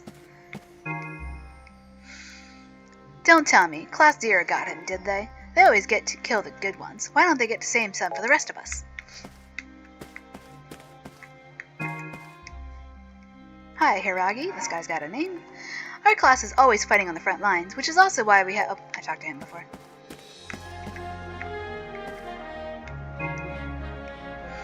Some insist that Some insist that an understanding of war can only be gleaned from time in the field, but I believe that book learning is just as effective at increasing your chances of survival. Yep, we Class 9th cadets are all just a bunch of hopeless losers. Wait, you're in Class 0, aren't you? Does that mean you know about... never mind. Okay. That was not a dual conversation that I thought it was. So, let's go back. Trying to the entrance. We'll go to the balcony thingy, see if anybody's there for us to talk. Did I visit my chocobos? I can't remember, so let's go find out. We have left. Chocobos will hatch after I think like... Ah, it's a cactar! Cactar! I will catch you! Come back! Let me talk to you! Oh. Did he run off? I didn't see. Did he hop the fence? Ah. Motherfucker. I thought I could talk to him, but I guess we'll have to wait for a cutscene for that, probably. So, anyways, if I'm remembering correctly from my PlayStation 4 playthroughs, where we got interrupted by fucking Cactar! Cactar confirmed. Oh, he dropped something for us. What did he give us? I can pick it up. He had Lucy, Eugeneo's crystal. That does not bode well. Hopefully Eugenio was not one of Karasume's friends. What's up? Hi, Machina. I've been trying to come up with a good chocobo name. Oh no. I've been trying to come up with a good chocobo name. What about Chichiri? I think that would... That was weird. I started feeling so sad all of a sudden. I wonder why. Let's do it. It's not the first time that has happened either. Every so often, I just get hit with this wave of emotion. It's like some kind of intense longing. What's up? I've been trying... Oh, okay. That just repeats it. Sorry, Machina. But anyways, if I remember correctly from my first PlayStation 4 playthrough, chocobo eggs will hatch every 6 hours or so. So anytime you're over here, anytime you come into breed, chocobos do that first thing after a mainline mission, go around talking to people, and then come back after 6 hours have elapsed, or if you leave academia and come back, and just keep breeding the chocobos. Blah blah blah blah. Give me my babies right now. We got a male war chocobo, female war chocobo, male combat chocobo, which is better than war. Got 3 chocobos. Breed chocobos. We got eggs sighting in development. Hatched 5 chocobos at the chocobo ranch. Go ahead and breed a combat chocobo with a war chocobo. And we got 50 guys out of green, so we'll go ahead and do that. Our prediction is a war chocobo. Go ahead and say yes. Chocobo laid eggs.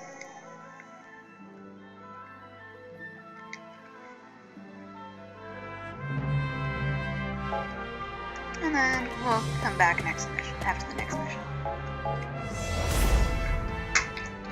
Where did I put my juice? There's my juice. Let's go to... Yeah, I gotta try to remember to actually come and visit the Chocobo Ranch every 6 hours. There is... I mentioned earlier in the video, I'm gonna try to achievement hunt for this because I literally might as well. At least for most of the things that I know are hidden achievements, I can probably do them all. Even on the PlayStation, I had no chance against Mr. Steal Your Best Weapon fucker, because that was such a surprise to me, and he took Rem's best knife. That was not fair. Anyway, I'm pretty sure I can get most of the accomplishments in this. It won't be in the first round. We're gonna try for everything that we can, but no Cactuar. God. Oh shit. Pay attention, everybody. Hi. I missed you. Oh wait, nope, never mind. It's not who I thought it was. I don't think it is. Is this Setsuna? Nope, this is Fancy Lady.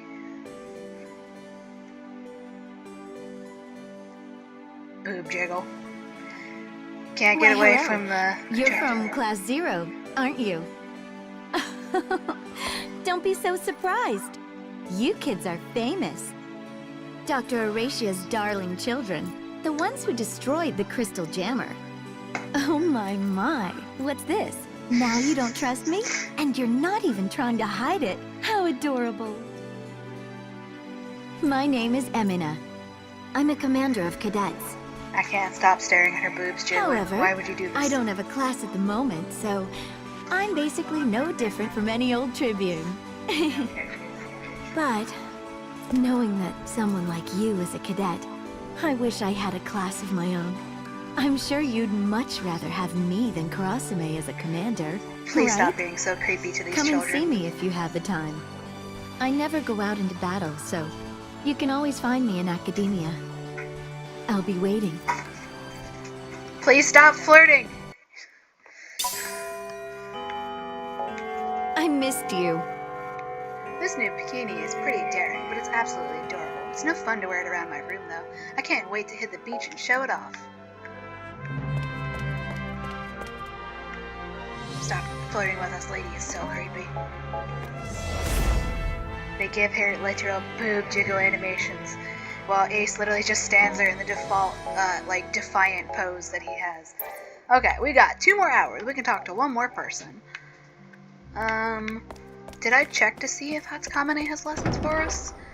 Otherwise, we might just have to skip the last 2 hours. There's usually at least a mission for, or somebody to talk to for most of the hours. I don't think I visited the graveyard. Hey, Aki? No, Aria. You got anything new for me? Nope. Well, we'll buy some more potions. Because they restore 50% of a target's HP, and that's actually really, really good.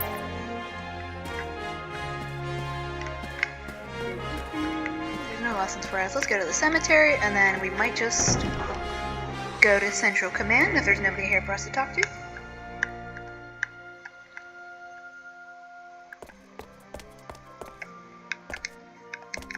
Okay, I guess we just thought I saw an arrow floating over the flowers. Let me, I guess, just run to the library. Let's go to the Cristeria and see if there's anybody for us to talk to there for the last 2 hours. I always feel bad wasting time because there's usually something to be doing with it. Yeah, maybe there's somebody in Central Command. Oh well, we'll check the library.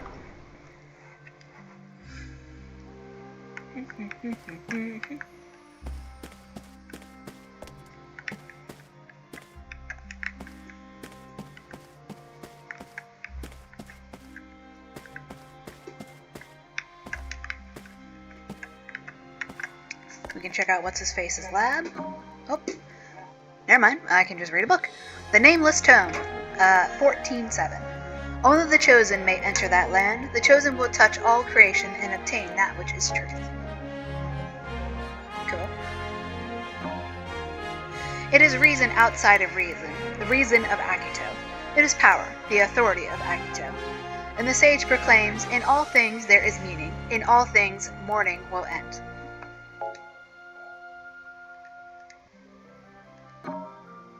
Make your choice. Will you choose reason or the power of kings? I will become Akito. I will sound the knell to shake the world. When 9 and 9 meet 9, the depths of reason shall stir. When the seal of creation is broken, a voice like thunder shall sound, and thou shalt know, we have arrived.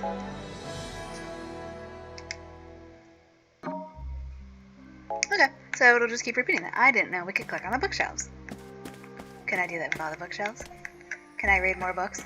Anyways, that's a perfect example of stories within a story, and that when you do something like this, like your character is reading a book within your story, and you're giving actual excerpts and stuff from that story, or describing what's happening in their story, it needs to be relevant to the plot, or themes, or character development of your fucking book. You can't just put in random shitpost things and then not actually be doing anything with it. That's the entire reason that media exists within a media, is to reinforce the plot, the character development, character arcs and stuff, or the themes of your work. If you're writing a story about robots escaping slavery, you should probably have the things that they're watching and that you're mentioning that they're watching be relevant to the themes of escaping slavery, especially when you're not even you're on the surface level, you're totally writing about slavery, but then the author themselves and the narration and the characters within the story literally just treat being a slave as just having a boring dead-end job, and it's just like, that's not what slavery is. And if you don't grasp the actual horrific reality of what fucking slavery is, you should not be writing about it. You're racist. And you fucking racist Lexicon and you of keep downplaying Arcane it. Theory. Like anyone's gonna read a thick book like that. I would. You cannot, don't fucking make your character an escaping slave if you don't want to make your story about Yeah, slavery. don't make your You can't write a story about slavery and then try to make it besides not just, it's just Lexicon of Arcane Theory. Like anyone's gonna read a thick book like that. I mean, I would, Ace. You tell me you don't like to read? Can I go in this door? Yeah, don't write a book about a slave escaping slavery, which is so horrible, and then you don't even have that actual story be about fucking slavery or dismantling slavery or freeing other slaves. No, instead you just have your main character. Ooh. Nope, that's a person. Instead you just write your main character going around spitefully, on purpose, murdering other slaves. And it's just like, you're being racist when you do this. You know that, right? Inherently. Even if you think it's just, haha, robots, and robots are only robots. They don't represent real people or represent how I view real-world issues like slavery. Yeah, it's just cool when my robots kill other slaves. You shouldn't think too deeply about it. Hey, okay, here we go. Finally had that last conversation for our 2 hours. We'll see what the fuck he's got. This creepy mad scientist has to I've say been to us. waiting. Better not knock me out again. And he does it.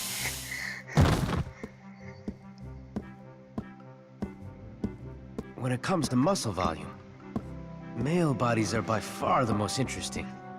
Maybe I should consider collecting a larger number of male samples for my studies. Kupo? When you're ready for your mission briefing, meet with the commander in Classroom 0, Kupo. Yeah, in my PlayStation 4 thingies, I didn't know you could just come back to the lab here, because I kept getting distracted talking to everybody else, so I didn't know he's going to do multiple studies on us, which means he's going to come up with something at the end to reward us for interacting with him in all these cutscenes. And, you know, him knocking us out and experimenting on us. So, it's time for the next mission. Grab a brownie.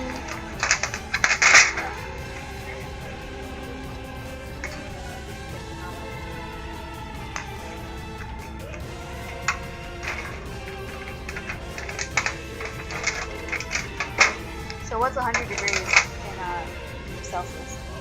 Fahrenheit to Celsius.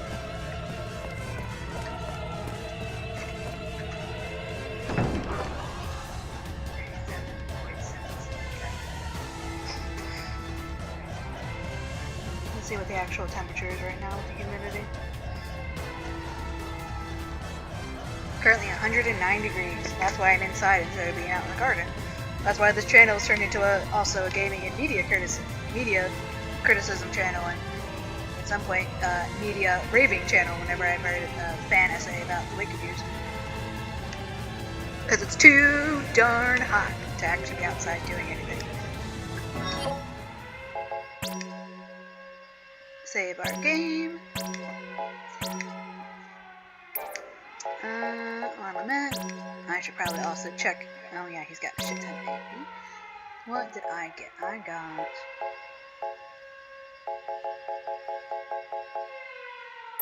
Okay, never mind. It was just a magic tome. Let me go ahead and do Ace's skill tree.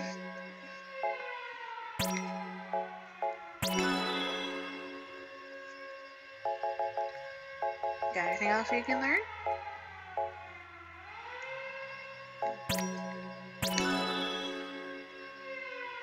I keep forgetting he can do a charged attack because I'm usually just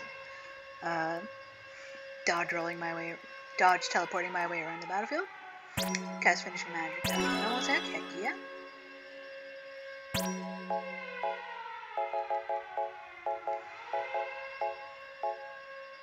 Ooh, heck yeah. For the cut cards ability, I can have now these ones. Attack hand, which will focus on drawing cards from the deck with attack effects. Cards from the deck with support, HP recovery, MP recovery, lay a card in the ground to damage enemies, fire a laser beam forward, or teleport to the location of enemy hit with card and attack. I think we want to go with support hand. Support effects. We'll go ahead with support effects because cut cards, I don't really need that for the attacking part because Ace doesn't do a crazy amount of damage currently, but you know, once we get fucking Hanafuda, that won't be an issue. And I want to say focus on him being able to recover MP so he can heal himself. And support effects, I assume, might also give me a chance of getting haste and stuff.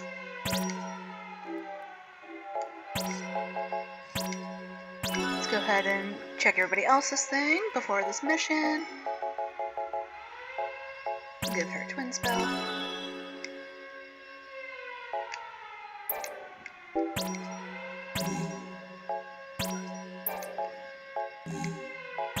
Try and focus on getting everybody the untouchable ability, along with triple slip and slipstream.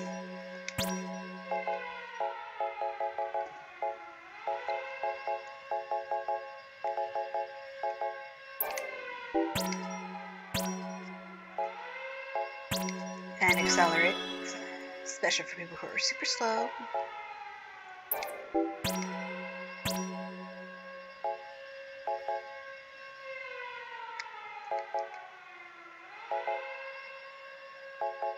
Let's increase the power and reduce the AG cost.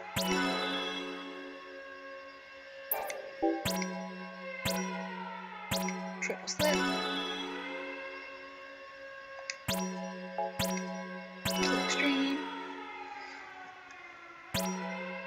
Should be able to get untouchable later. Oh god, 8 has accelerate. He's already so fast. Triple slip. But yeah, if you're not going to be actively playing on your other characters, which you should still take the time to do that, you can do that during missions. During the main gameplay, just doing missions and stuff, when you're going through leveling everybody up, focus on getting accelerate, triple slip, slipstream, and untouchable. So that at least when you're playing these guys and you're getting used to their actual controls and attack styles, you at the very least can be able to dodge shit and move slightly faster. I really want Jack to get accelerate because he is so slow when he has the sword drawn. Queen. Let's increase divine judgment speed.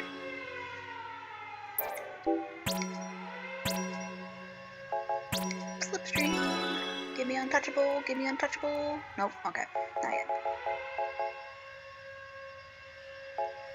Fuck yeah.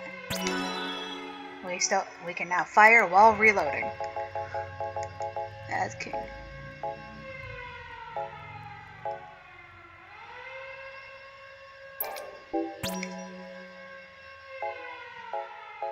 We'll give Machina finishing blow, Cyclone Drive.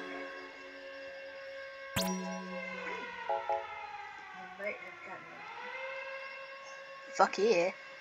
Give me that. I might have gotten a ridiculously terrible picture of a fashion fly Okay. in the car. Machina's Awakening. Restore all HP and turn all normal attacks into Furious Blades until the user takes damage. Heck yeah. Give me that. Flinch-proof Awakening. Heck yeah. Wait, that might... I feel like I remember that may be causing some issues with kill strikes, but oh well, we'll figure it out later. Ram! Untouchable!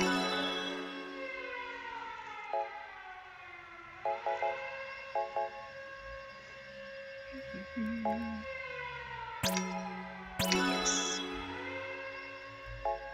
So when I'm playing Ren, perform a defensive finishing blow after normal attacks with pulling the movement bar back and using square. If I remember to do that, I will. Fuck yes. Undying Wish, gimme! You can have that. No, you do have re-raise equipped. You know what? Yeah, we're gonna give her that instead of actually having her using the spell re-raise, because that's gonna cost a lot of magicka, and this is free, and she will hopefully spam it while she's my backup. We shouldn't need it too often, but yeah, just in case. Let's go ahead and save the game.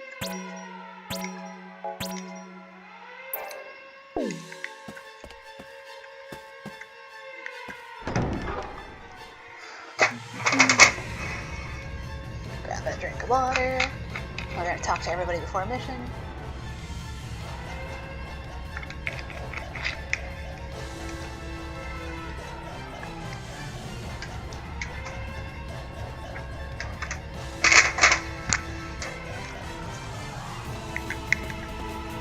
What?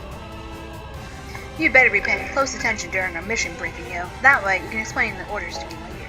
Hey, you eat yet? I hate reading it up as it is, so I definitely don't feel like getting lectured at by a living, breathing military textbook, yo. What are you loafing around for? We got marching orders. What is it? Scared of that Lassie? Scared of the Lassie, the obliterated Togareth? Don't be. What? I mean, it's reasonable to be afraid of that Lassie king. Unless you think we're not going to go up against him. Huh? Jack, What is it? are we marching already? Or do we still have time to catch a few more winks before we go? Yeah? Not like I want to stay here and nap, though. I'd definitely much rather be exhausting myself in the field, facing off against soldiers with guns and enormous amount of death traps. Duh. What? How much longer until I get to slice up some more of those Imperial scumbags? I can't wait to get this party started. Hey, Feel free to stay here if you're too scared, though. Every party needs a designated loser. Okay, Slice. what? Hi, Zavin. I'd say we've really developed some great teamwork over the last few missions. As long as we don't let the enemy break us up, we're virtually unstoppable. Hey, Working together means that you always have to consider what is best for the group. Sometimes you have to make personal sacrifices for the sake of completing the team's mission. Like, yeah, don't be afraid to use Eidolons, guys. What's up? There was never any competition There was never any competition for me back in Class 2nd, but it's hard not to lose confidence on missions with you guys. I'm constantly reminded of how much more work I have to do. Let's do it. If only I were stronger, like the Lassie. I would be unstoppable with that kind of power. But would it really be I can't talk. But would it really be worth sacrificing my humanity? Hey guys, look at this! Look at what we're doing with these conversations. We're establishing things about the characters. Makina is used to being top in his class, without being able to just breeze through everything while his classmates struggle to keep up. And now he views himself as one of the weakest in the group, and that he's constantly just losing self-confidence and feeling inadequate surrounded by us fucking goblins. So yeah, we're actually developing shit. This is why you talk to characters. This is what dialogue exists for. And then there's things written by Martha Wells that the dialogue exists just to be a fucking maze for the reader to jump through, because the dialogue doesn't actually interact like a dialogue does. They just exist to be sound bites to put on the back of the book for a quote that sounds cool. And it's so fucking stupid. It doesn't even sound cool, it just sounds edgy. It would sound cool to a 12-year-old, except this book is marketed towards adults. Anyways, yeah. Just, I keep getting distracted talking about Martha Wells, but like, just read the just go through any Martha Wells book and pick a random scene where characters are apparently talking, and just read just the dialogue out loud in order. See how much the conversation makes sense, because I can guarantee you, unless you get lucky, that conversation is not going to make sense, because she's writing dialogue as though it's interacting with the main character's internal narration, and it doesn't. That's not how dialogue works. None of the other characters can read your character's mind. Putting in constant non sequiturs does not work. Can I help you?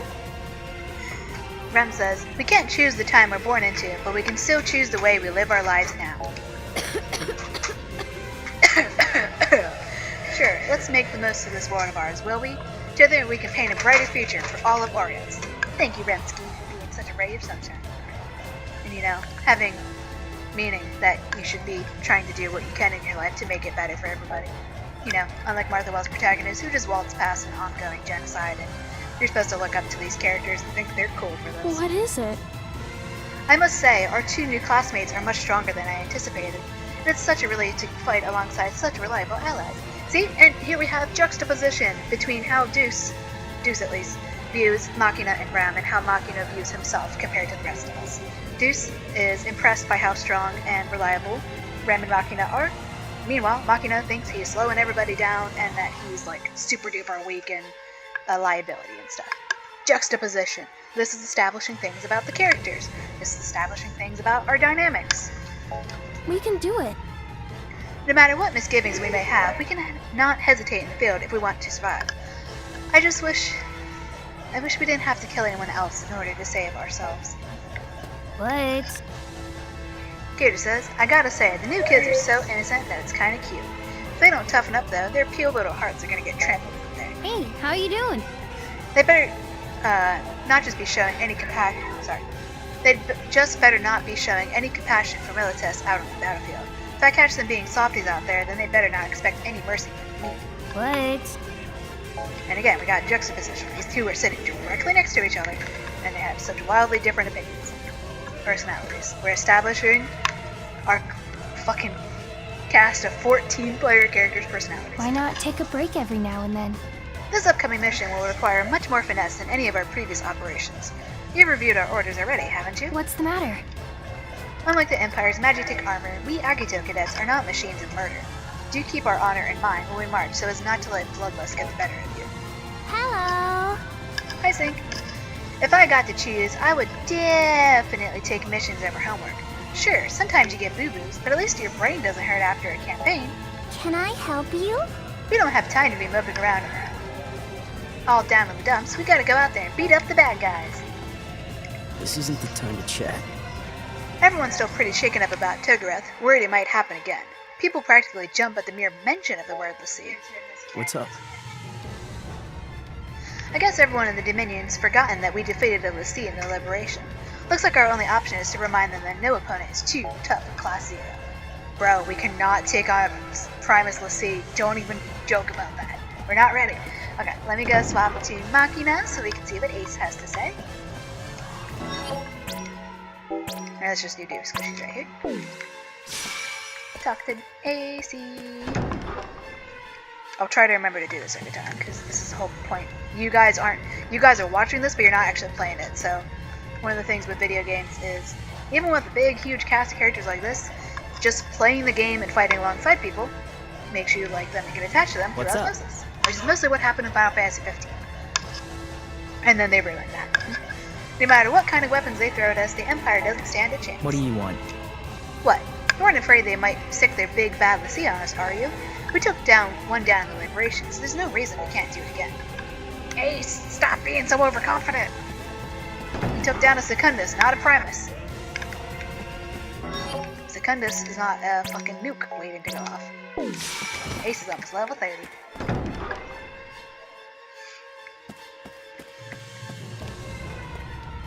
You got anything to say to me? Did you receive your Protect spell from Commander Karasume, Kupo? I'm sure it will come in handy on your next mission, Kupo. At ease. Your mission orders are as follows. Once you've reviewed your objective, head for the front lines. Pyre 29.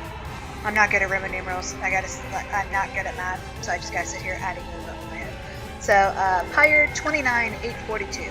Mission level 17. Infiltration of Iska. The Dominion Army is mounting a campaign to retake Iska. A small task force will infiltrate Iska's fog-laden underground aqueducts, creating a diversion using explosive magicite, and quickly occupy the area and insert confusion. Visibility will be extremely limited, but Class 0 must navigate the waterways and position the magicite. Place this magicite in the energy reactors and detonate to take out the town's power supply. Also, equip a Protect spell before you deploy. Self-defense is the key to survival. Protect now available, and got 3 pieces of magicite.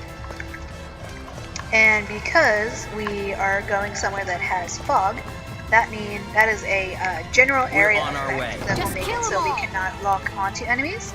But we got a Nope, wrong button. Lot armament. We actually got an item. Where you at? Nope, that's Sandstorm. We got an item at some point that neutralizes the effects of that, unless I'm misremembering. Fun fact for everybody.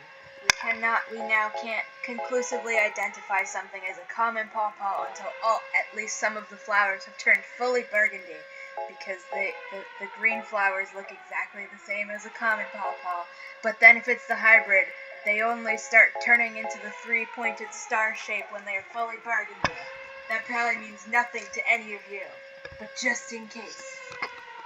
Yeah, if there's any pawpaw, in this case North America's largest tropical fruit pawpaw, not a papaya pawpaw to the rest of the world. Nerds out there watching this.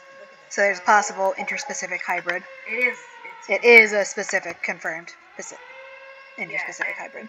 And the green flowers look totally normal, and then they turn burgundy. Okay, never mind. I was thinking of the wrong item. I have a sand visor, which is good for sandstorm, not fog. So we're just gonna have to deal with not being able to lock onto enemies. Let's go. Kupo? Thanks to our new friends at Skysoar Airlines, our commuter shuttles are back in the air, Kupo. Speak with the attendant at the airship landing to have a nice flight, Kupo. And have a nice flight. Academia has resumed the commuter shuttle service to locations around Rubrum. The number of destinations will increase as the Dominion expands its sphere of influence. Good luck. So we're going to the Iska region, which we can either run to, or we can take a flight. Let's go ahead and take a flight so you guys can see what the airship is. We're counting on you. See what these guys have to say. All soldiers, prepare to march. Every one of us is coming back alive. I'll gladly give my life up for the future of the Dominion and her people. Now that our airships are online, we'll turn this war around. Down with the Empire. Victory will be ours. No fear, no hesitation, just stand tall and proud, like Class Zero. We're going to make sure the Empire pays for the crimes they've committed. The citizens of Rubrum are counting on us. We won't let them down.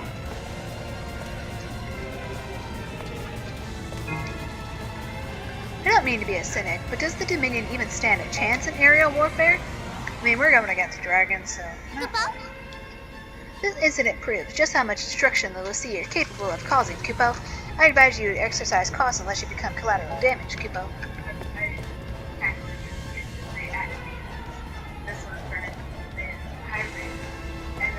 What do you know? Right behind it, look at that fucking thing. And this person hasn't observed this cane before, so I can tell them to now duplicate this. That's River Cane. Oh, I'm so jealous! If you can't hear that, somebody on iNaturalist has accidentally stumbled across native river cane, which is bamboo native to North America. That used to cover like 90% of the South before being destroyed by, British colonization and shit. Somebody's just discovered a interspecific hybrid pawpaw, and it's Asimina X Piedmontana, blah blah blah. And there's native river cane directly behind the picture, which this person was unaware of. Thanks to your efforts, our airships are fully operational once more. Unfortunately, though, we only legally permitted to fly over our airspace. In other words, we can't extend our area of operations outside of Dominion territory. If someone were to seize control of that land for us, though, catch my drift? Also, for anybody who missed it in the previous videos, the airships used to be potentially free public transport, but they've been, since the invasion began, they've been completely and utterly taken over by a for-profit corporation. This is a for-profit corporation who's literally telling us, hint, hint, wink, wink, nudge, nudge, hey, have you considered expanding control of Dominion's territory?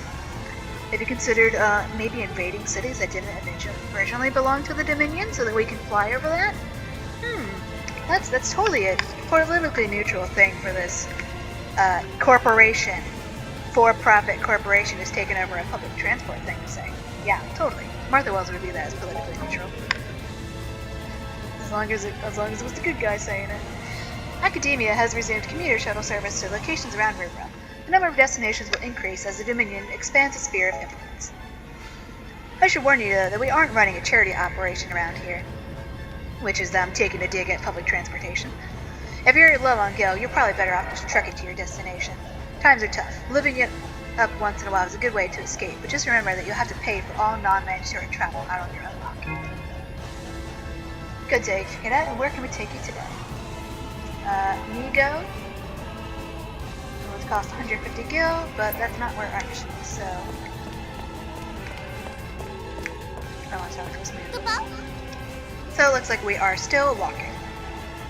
I promise to heal you up good as new, no matter the injury, Kippo. Just please promise you make it back in one piece, Kippo. Thank you, Class 4. Oh, a random thing that I learned from reading up about Bleach and stuff. The number 4 in Japanese is either associated with healing or it's associated with death. So a lot of healing divisions in video games or stuff that has ranked squads and stuff for healing, usually it'll be Class 4th, because in Bleach it is Squad 4 that does the healing, and this it's Class 4th Mugu who's in charge of it. So that's just a random cool thing from that. Interesting cultural thingy that I probably did not quite explain correctly, but that the number 4 in Japanese is to do with either death or healing, or both. Good luck to you. So that's why Squad 4 in We're Bleach counting is on the you. healers, and this is Class 4. Now you Good luck to Good you. luck.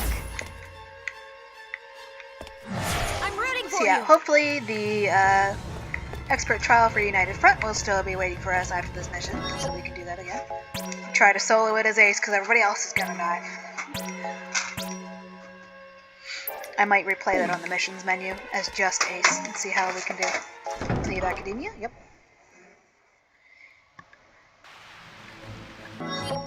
And we are going to Iska, which means we're heading north and then west.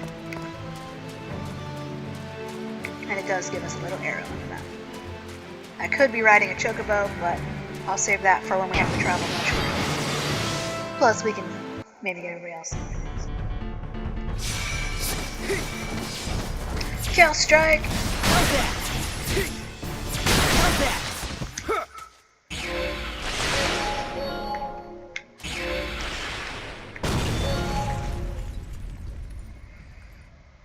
I'm not sure if that counts towards Ace's total or not. I gotta remember to bring out whoever it is that has the ability to inflict kill strike on them, but I think that's Trey. Chocobo! Nope, nope, nope.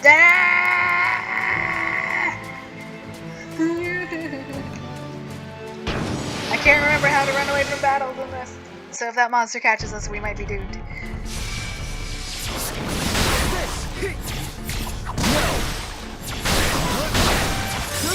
We're getting really lucky with all these first strikes. Free kill shots. Run! Catch a chocobo. That's what. Okay, is that a video game we can buy? Okay, the monster's leaving us alone. We're good for now. Recommend that. Everybody go look up playthrough game called Palace Midnight. It's super good. I actually got heard that. The last time when I thought the microphone wasn't picking up stuff, it was, so everybody can actually hear.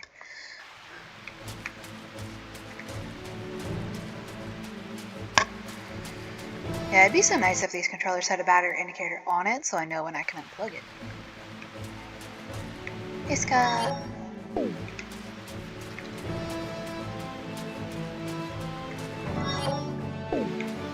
Going through the woods.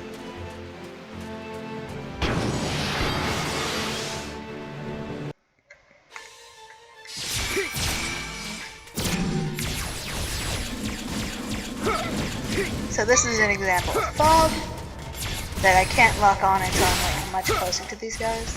Lemon? Apparently that's the thing. Oh, yeah, you didn't know that? No, I knew there was lemon bomb and I knew there was bee bomb. I didn't realize there was lemon bee bomb. How could the red demons be nothing more than a bunch of kids? Wow, that was fantastic. Enemy presence detected. Engage. Will they still have the kill streak?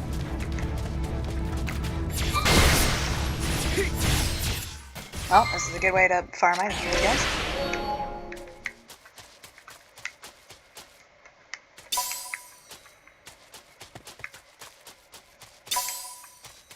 Got another bottle of White Tiger, which I think just exists for me to sell for profit, because these guys are all under the drinking age. It's actually really good. Thanks for the items, bro.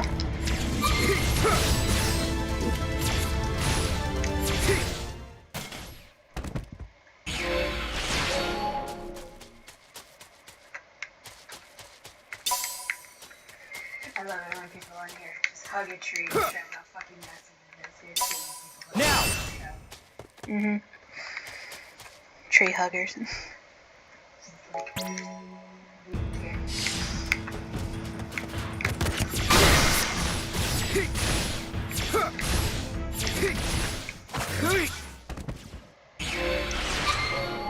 This is such a nice way to get these items.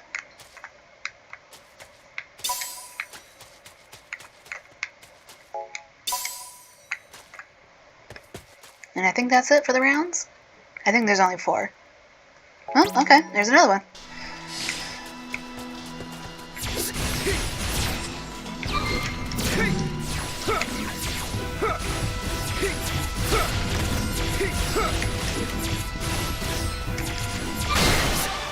And I got a kill streak. Trey is now level 32. Oh, okay. He's the one casting kill sight on them. Thank you, Trey. Although I'm not sure if that counts towards the goal as just getting a one that's triggered by the combat itself. I guess we'll find out. Oh, wrong button. That should be it for the combat, I think. I'd be surprised if there's another round. Okay, yep, that was it. Almost to Iska. There's a chocobo there, but I don't think I can catch up with it. Unless it wants to run in this direction. Nope, there's too many monsters. Iska's around the corner here.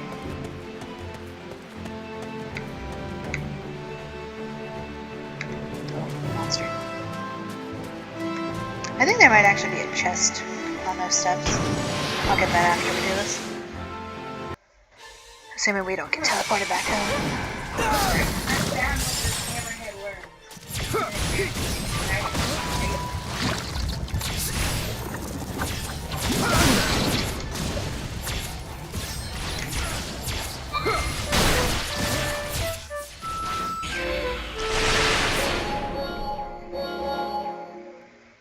I gotta remember to see what insect oil does. And we'll go ahead and retreat for now so we can do the mission.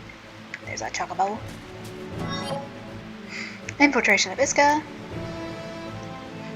Dominion is mounting a campaign to retake Iska. A small task force will infiltrate Iska's fog-laden underground aqueducts, create a version using explosive magicite, and quickly occupy the area in the ensuing confusion. Visibility will be extremely limited, but Class 0 must navigate the waterways and position the magicite. Go ahead and select everybody. Change equipment. Nope, because we don't have any fog visors. We'll go ahead and do triad maneuver. We'll use Eidolons in the actual mission replays. Ace. We'll go with Cater and 7 because they're primed. Play the squad. Yep. Yep. Let's go ahead and accept support. Class 0, beginning mission. Mission orders: Cupo, set the magicite in the designated locations. And this is where the mini-map in the corner becomes so useful. Our diversion tactic. Okay, there's no items in here for me, so let's just breeze on through. I will outline our strategy. Class 0, do you copy? There's a drain valve just up ahead. You can utilize it. Oh. Sorry for interrupting, guys. I didn't mean to do that. We'll take care of the surface unit. Class 0, just follow the plan.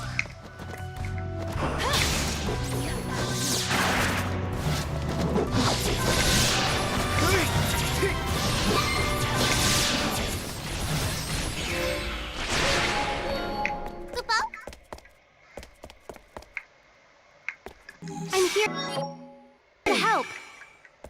We have Queen's Japanese voice actor joining us.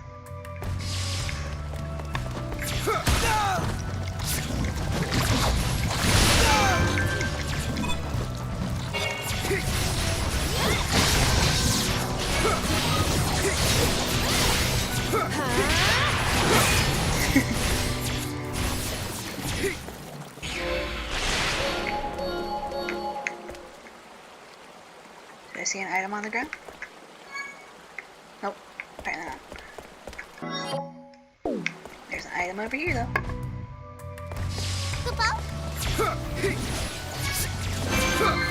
I'll help.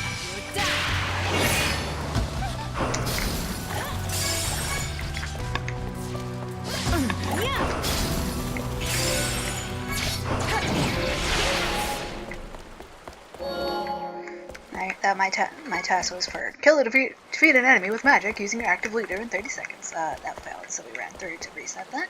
2 more Take the locations. magic. Hurry! We got this, don't We worry. encountered the Imperial Army sooner than expected. Commencing attack. I should probably let the magic through something. Try some of this. Back in 3 minutes, yep.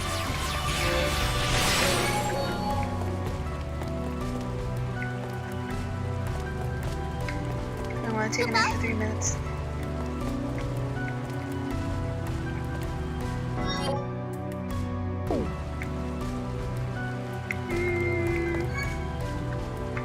Yeah, we'll complete this SO. I'll just sit here for 3 minutes. Another 2 minutes. Especially because I'm so fast with all my accelerates. Blah blah blah. Sayoko Hoshino has entered the fray. Lead character texture artist. Thank you. Damn it. We didn't plan for this many. We won't last long. Hurry! I gotta wait 2 more minutes, bro. Sorry. Get to enjoy some music.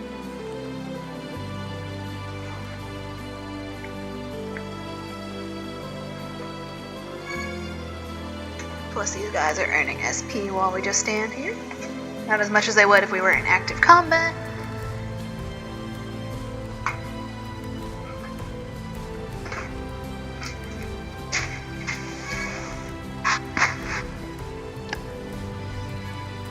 But yeah, I can say with honesty, people who can't even recognize flaws in media they enjoy, let alone tolerate anybody talking about flaws, especially bigotry and stuff they enjoy, it's just like, what are you doing? Are you just turning your brain off, as the expression goes? Do you not get enjoyment about figuring out why you like a thing? Beyond expectations. Hurry, position the magicite. I will. Gotta wait another 68 seconds, guys. I'm doing a special operation. Classified.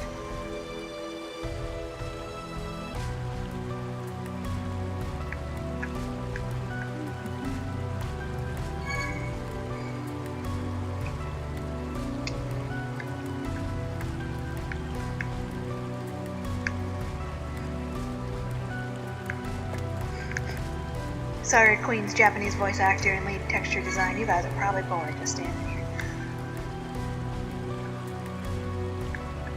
It would have been so fun to play this on the PSP and actually do, assumedly actual multiplayer.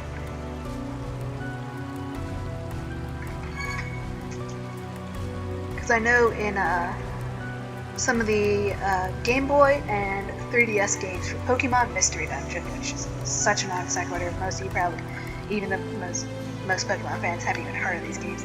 You can do multiplayer, where if your friend dies on a mission after they've unlocked the multiplayer thing, they can save their game and you can go rescue them and they'll be able to resume their mission and stuff.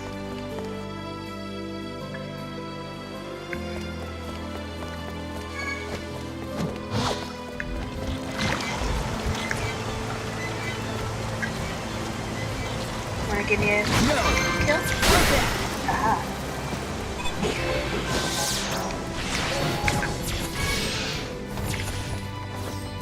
I do really like this music. It's just so sad and somber sounding. Where do I use the battle music?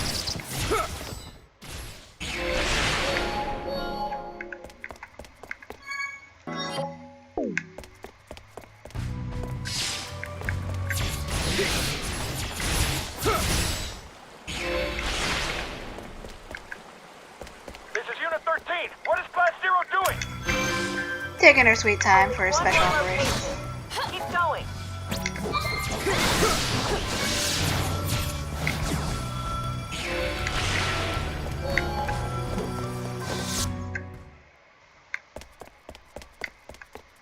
Don't worry, guys. I'll get you a better score in a mission replay.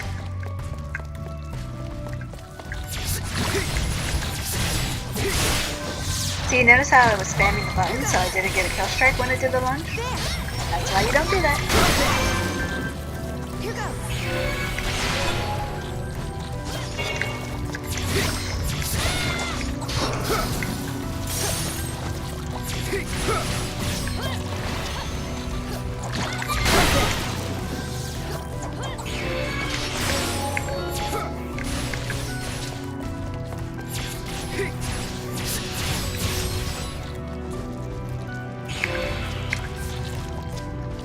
I don't want to harvest that instant. That flame will probably insta die. This controller's getting so warm.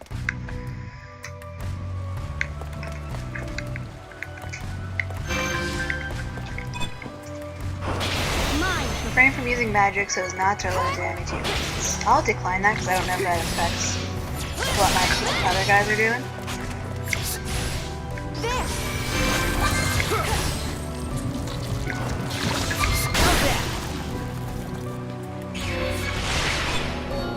Defeat 2 enemies using active leader? Sure.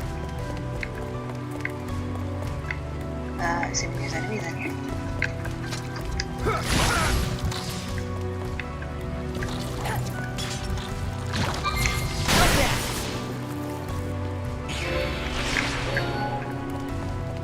Well, we're gonna fail that one by default from leaving.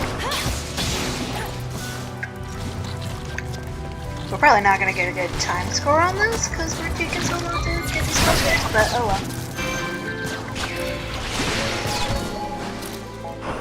No, we're gonna not do that.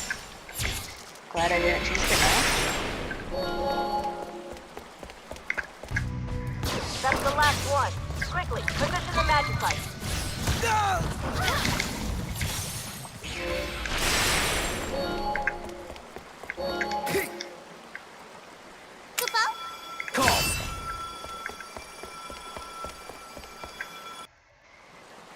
Let's go strike the Imperial HQ.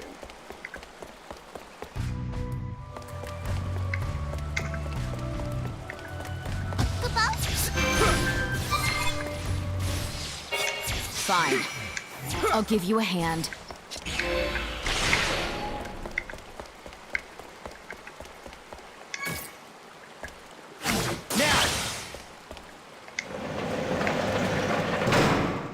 Another SL we have failed. On to our next destination, Kippo. Longer missions will usually give you a little depends on you. Occupy the enemy central command ASAP. This place is like some kind of labyrinth. Don't get lost in the fog, Kippo. Save our game.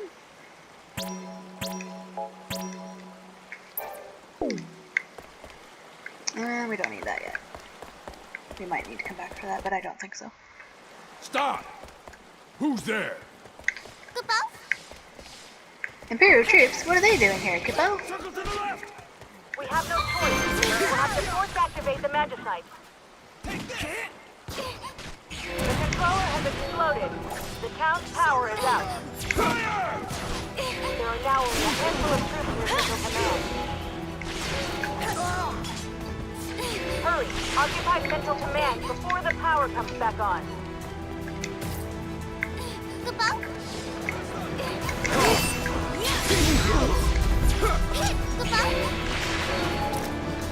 Strike Imperial HQ before time runs out. Central Command for backup!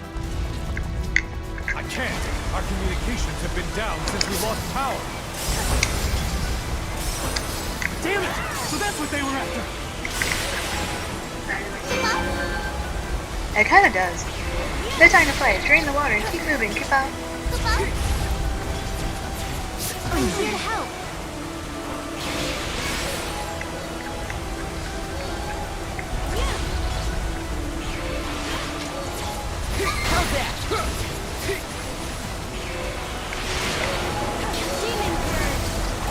And like, see how they're building a sense of urgency here? We got a timer counting down. They're like, hurry, don't stop to fight. And then the water takes time to drain. Keep giving people seconds. The water starts to drain. The water is currently draining. We got the rushing of the water.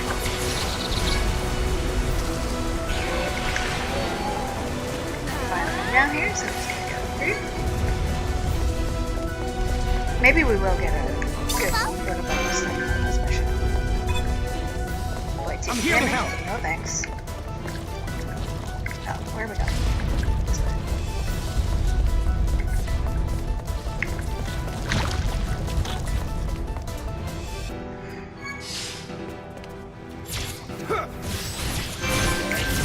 Up the line!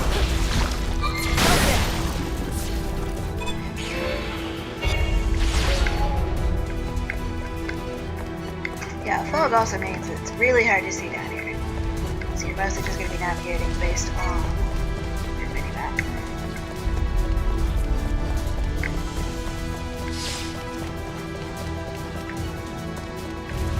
Okay, so that's where it came from. Can't see shit. It's hard enough just dealing with the monsters. Fire until you're out of ammo! Take that! Fire until you're out of ammo! There! Did Imperial troops murder these civilians, Kupo? Right, didn't notice there's bodies on the ground. Keep moving, Kupo! Any no insights? Below! They're below us!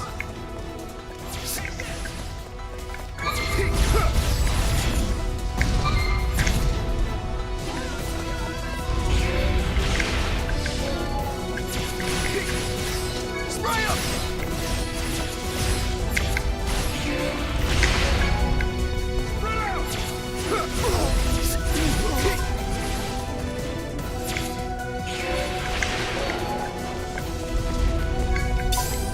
Got a knowing tag from this random civilian. Those filthy red rats are crawling around the sewers. So are you. Don't bother with them, just blast through, Kupo. Go, go, go, go!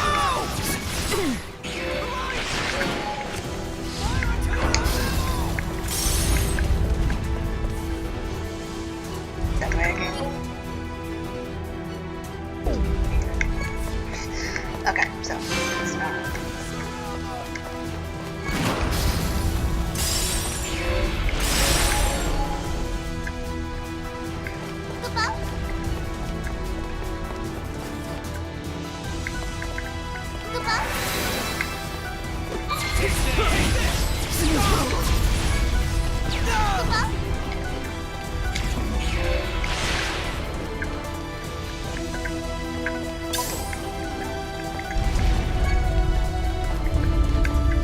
I'm ready for the end. Don't get cocky, Reds.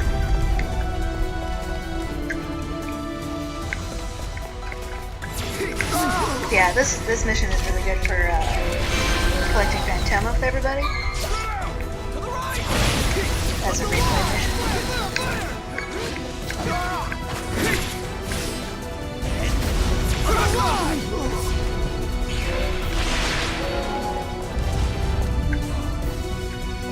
Over there! More dead civilians in the sewers. Search the fallen for personal effects using your personal. Okay. That must mean there's a body here that does have a knowing tag. Obtained a sullied ring.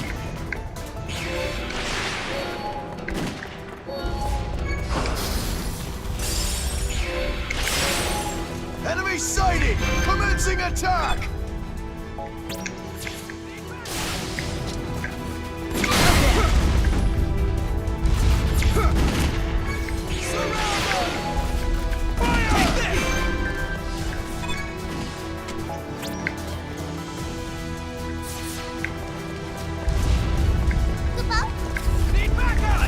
fight if you don't have to. Just keep moving forward.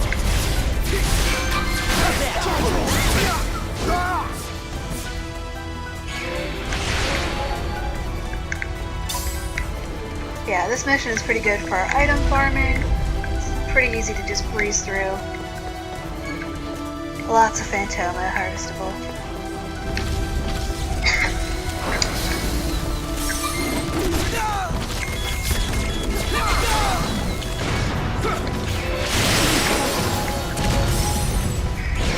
Lots of explosions and calls. Go ahead and heal myself. They broke through? Stall them!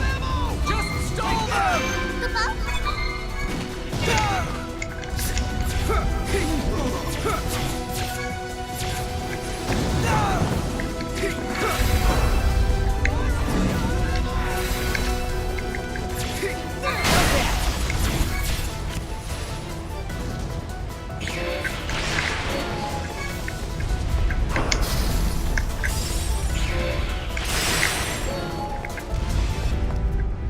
We're now in downtown Niska.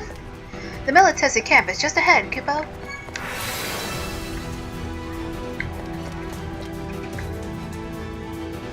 There's not much time before they have power again. The enemy forces are confused. Take out their commanders immediately.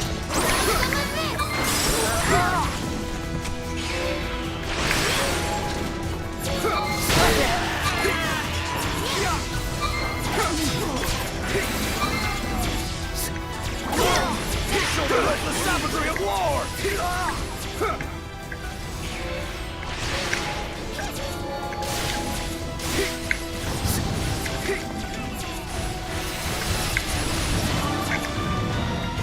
Sorry I'm late. The gate won't open. What was going on?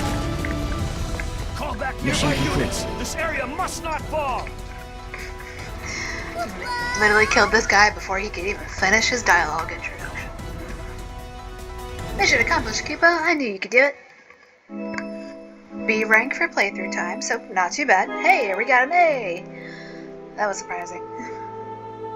So if I replay that again and literally just don't kill the enemies, we'll get plenty of completed 4 SOs, we got 2 others. We can now summon the Golem.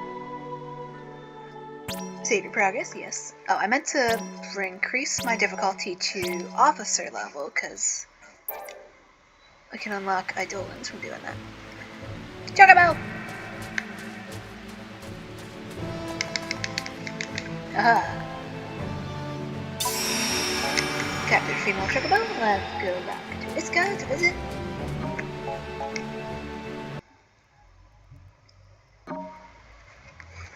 New entries been added to the rubricus. We got sad music. And burning town.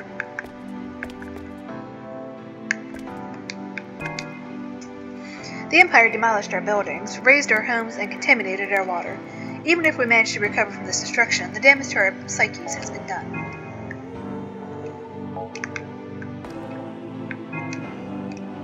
Please, you have to help me find my husband. I remember who he is, so he must still be alive. I'm begging you, find him for me. So she's talking to the menu person. This area is off limits to civilians. I encourage you to evacuate immediately. Mayor Aoba says, I know those Crimson Capes. You must be those cadets from the legendary Class 0. I've been serving as mayor of Iska for years now, but the town has never been in more trouble. Several citizens have reported sightings of Imperial officers prowling around the outskirts. I petitioned the military for assistance, but their hands are apparently too full to help us. How are we supposed to focus on reconstruction when our citizens are scared to turn out the lights at night because they fear for their safety? At this rate, they'll lose their minds. Please, cadets, eliminate the Imperial officers lurking outside the city and help me give the citizens of Iska the peace of mind they deserve. Defeat 2 Imperial commandos for Aoba and Iska. Let's go ahead and do that. You mean you help us out? Oh, that's great. Thank you so much. We've discovered piles of bodies in the underground aqueduct, all civilians, no less. Those Imperial monsters wouldn't even bat an eye at beating a child to death. They can't be human. And some more political thingies there. You can't just dehumanize people and say, oh, they're not even humans. No, it's because humans are the ones doing this. All of the survivors are getting fed up with the life in the shelters. We may have extinguished the flames of war, but feelings of discontent are flaring up all around the city. You literally have dead bodies on the streets now, guys. I don't know what you expected me to do.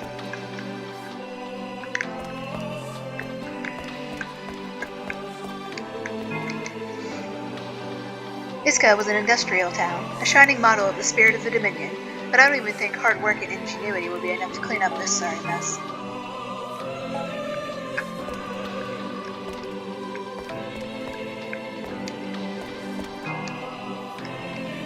I managed to salvage some supplies. It's not much, but you're welcome to buy some if you'd like. Table bangle. Okay, these are actually pretty good.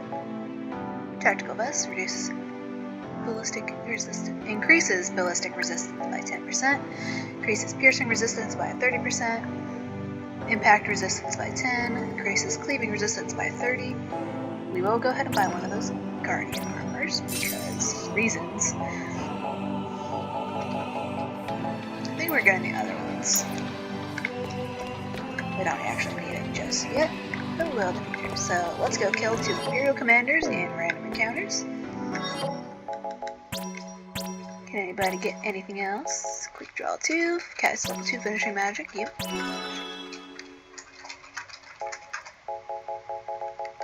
Anything else for you, AC dear? Nope, other than wildcard.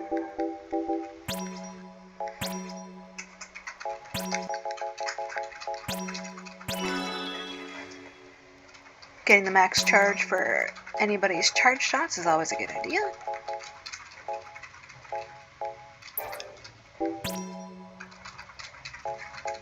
I'm getting a little concerned about how warm the controller is. I might have to sit this in front of a fan for a few minutes. But yeah, if anybody out there is still using their original... Oh, my dueling promotion. I forgot we can do this. Go ahead and increase your AP. Yeah, you can level up. I think you can level up your Eidolons. You can by using them in combat and stuff, which we'll do in mission replays. So they gain explore level where they do gain levels, and they also gain AP to unlock their abilities and stuff. So as I said, I think everybody else is just gonna have a generic amount of AP to start because we haven't actually summoned any of these other guys yet. But right now we can summon Shiva, Golem, and Ifrit, their base incarnations. And I gotta remember to put this in Cadet difficulty, and we gotta replay a mission as Cadet, or Officer, not Cadet.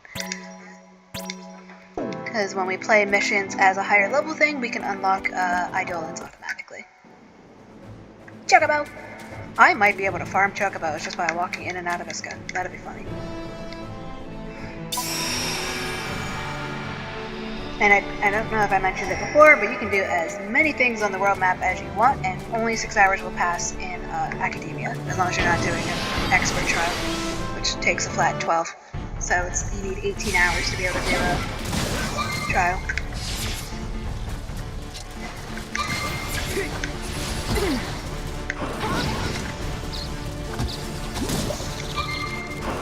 Oh, I meant to cook that.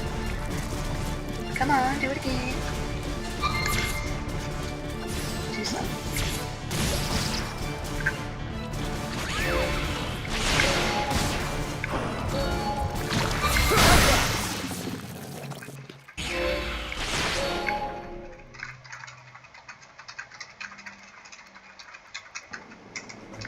So we need to kill 2 Imperial commanders out here on the overworld. Oh, don't need that just.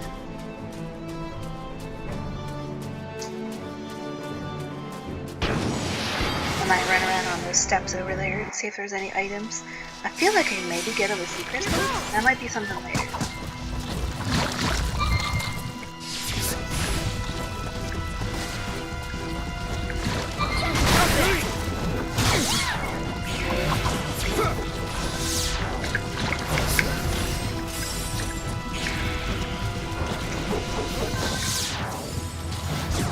Come on, Mr. Flanny.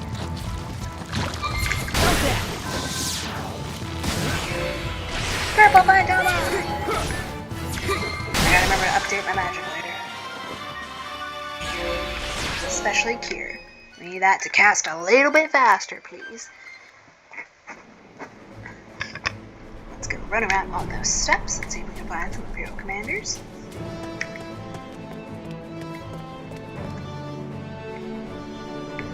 I can't remember if it would show up as a little glowy dot like it does in missions or if it would be a treasure chest. This might be a different enough environment to get different cutscenes. Nope, okay. I'm just gonna blow through these guys.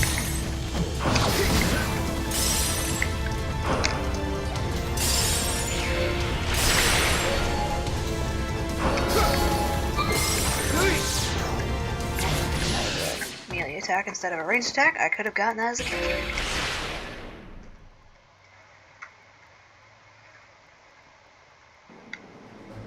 Can I get some Imperial Troopers, please?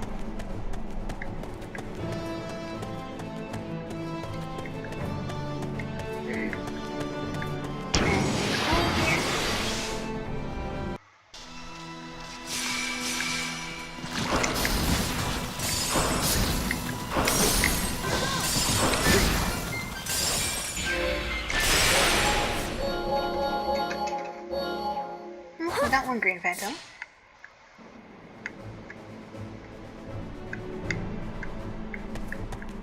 You know, if I run around this thing, I should be more likely to get Imperial Troopers in particular.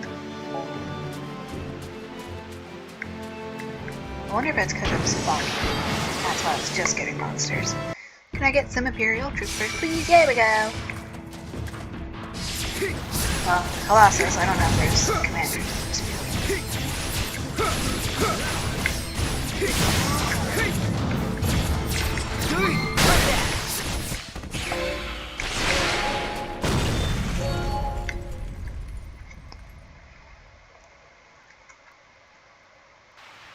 There is a cave there we could go explore. That might not be a very good idea. Imperial Commanders. Or Commandos. I'm not trying to enter, I'm just trying to get some Imperial Troopers to turn attack.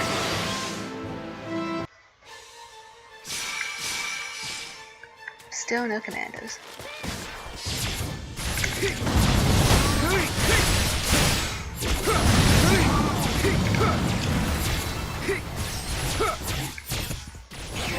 Thanks, Trick.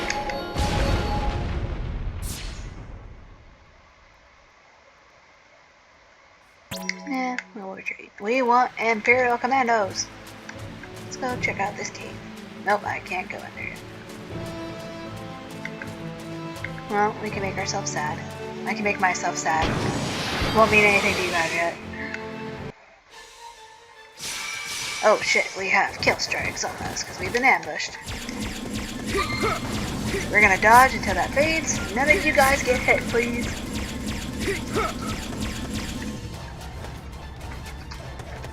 I'm so fast. Okay, so kill strikes are done with.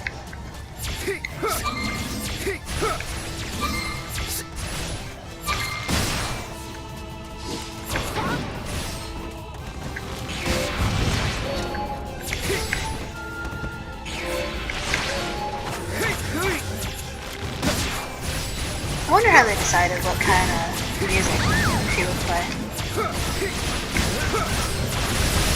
I wonder if their actual song? Oh shit, I just died. Sorry, Ace. Let's bring in Ren.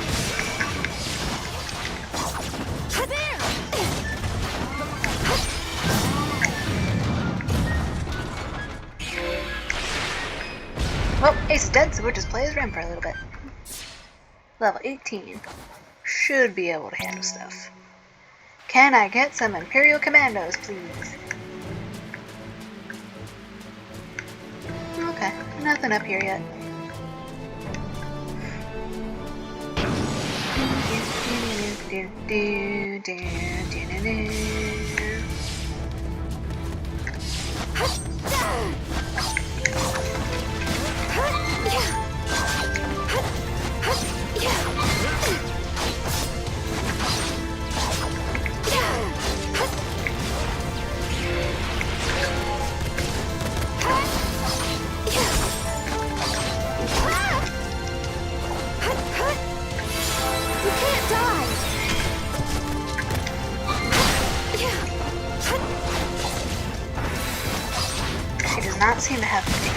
accuracy, unfortunately.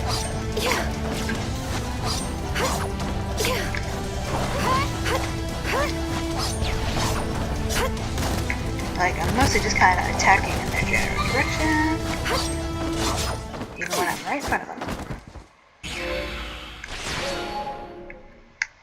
I have to remind myself what I'm doing. Won't let you. What is the watermelon lucky one? Scarlet Flame.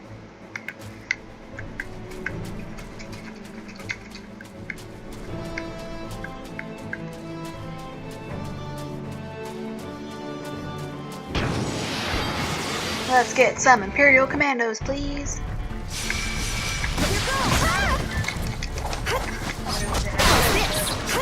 Oh, lemon. Really boring lemon.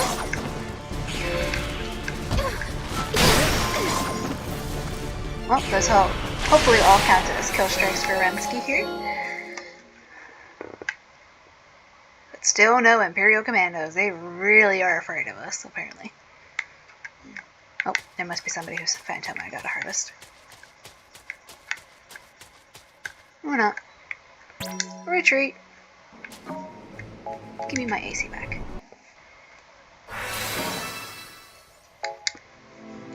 Yeah, it's not just Academia that will revive your fallen squad members, as long as you're not mid-mission, so I can have Ace back.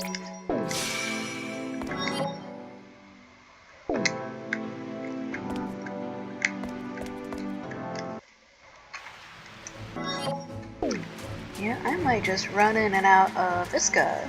Just see if I can just farm chocobos, because that'd be very funny. Now chocobo that time.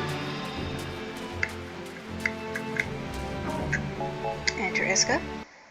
And then let's leave Iska and see if there's a chocobo there again. Okay, that's funny. So, I guess if you need to farm chocobos, you can just... After you've recaptured Iska, you can just run in and out and just catch a chocobo. That's funny. We'll catch one more.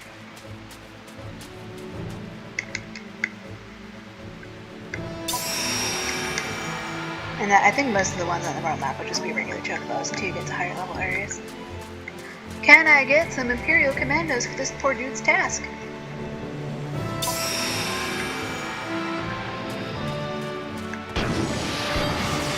Imperial Commandos, give me some. No, these are just troopers. But they all have kill strike.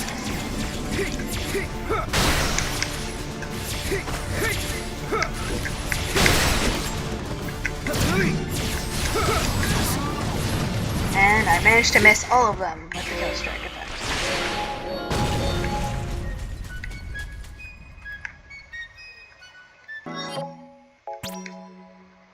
Oh, okay, I've killed at least one Imperial Commando. I don't remember fighting one. I feel like there is a chest in here somewhere, so let's just run around up here, I guess, until we can finally find another.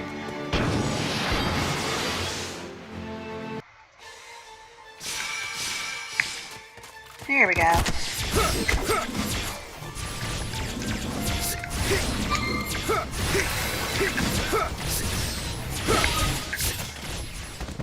Request finally fulfilled. I've brought shame upon my country. Don't worry, bro. You've only been killed by a bunch of kids. Fortified ration.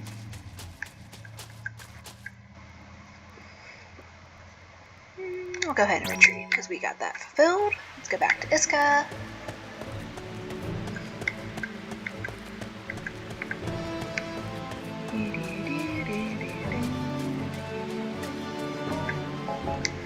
I do still find it funny that YouTube tried to copyright strike one of these for having Final Fantasy VII Remake music in it, and it's literally just the most generic Final Fantasy main menu tune possible. It's just like, YouTube, do you really...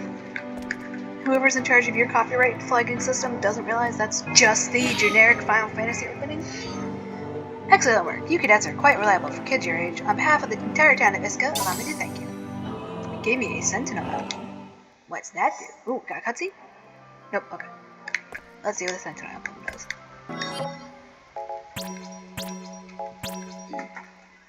Increases piercing resistance by 40%. Nice. So I did not have to buy anything from the Shopee for piercing resistance. We are situated on the Rubrum-Militesi border, so this is hardly the first time we've fallen victim to an Imperial assault. But it's also not our first time rebuilding the city, so I know we can do it. Oh, did she find her husband? Nope, that's the mayor again. The entire town of Iska has started cleaning out the rubble, and the soldiers from the supply unit have helped us clear away the bodies. It's a long road to recover, but we're well on our way. And look at that, we have helped clean up the streets of Iska a tiny bit. The fires are put out. Well, at least the fires in most of the street are put out. That building is still on fire, but there's no longer just dead bodies laying around, and we've helped clear out some of the Imperial enemies lurking around town, terrifying people. I can't bear to see my hometown in shambles like this, but there's no sense trying to escape from reality. I've got to just accept it and try to move forward. My dream is to open up a bakery in town. After all, nothing puts a smile on someone's face faster than a slice of homemade cheesecake. It might take some time, but I'll achieve my dream somehow. I'm rooting for you, lady. Cheesecake's delicious. Maybe we should be thankful we're just a town. If we had any sort of military faculty here in Iska, they might have blown us to bits like they did to Togareth. That was not on purpose, broski, trust me. That was our fault. Well, that was their Lacette's fault as much as theirs. If we want to launch an assault against the Empire, we'll have to head west and cross a big bridge to Miro. And even then, we won't be able to advance unless we get through the Empire's elite soldiers first. Oh, big bridge. There's more than just elite soldiers there. Hi, bro. I'll talk to you in a second. I've seen that outfit before. Wait, isn't that the panty thief from Academia? Forgot about this. I've seen that outfit before. Wait, isn't that the panty thief from Academia? I have to report this to the commandant. We're finally ready to nab that perv. What the fuck is happening?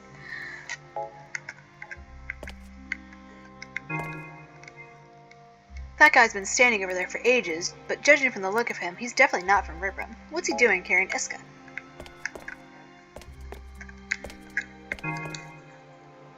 I'm not rebuilding the town of Iska for myself. I'm helping out because I don't want the only life our poor children lead to be won and spent inside a shelter.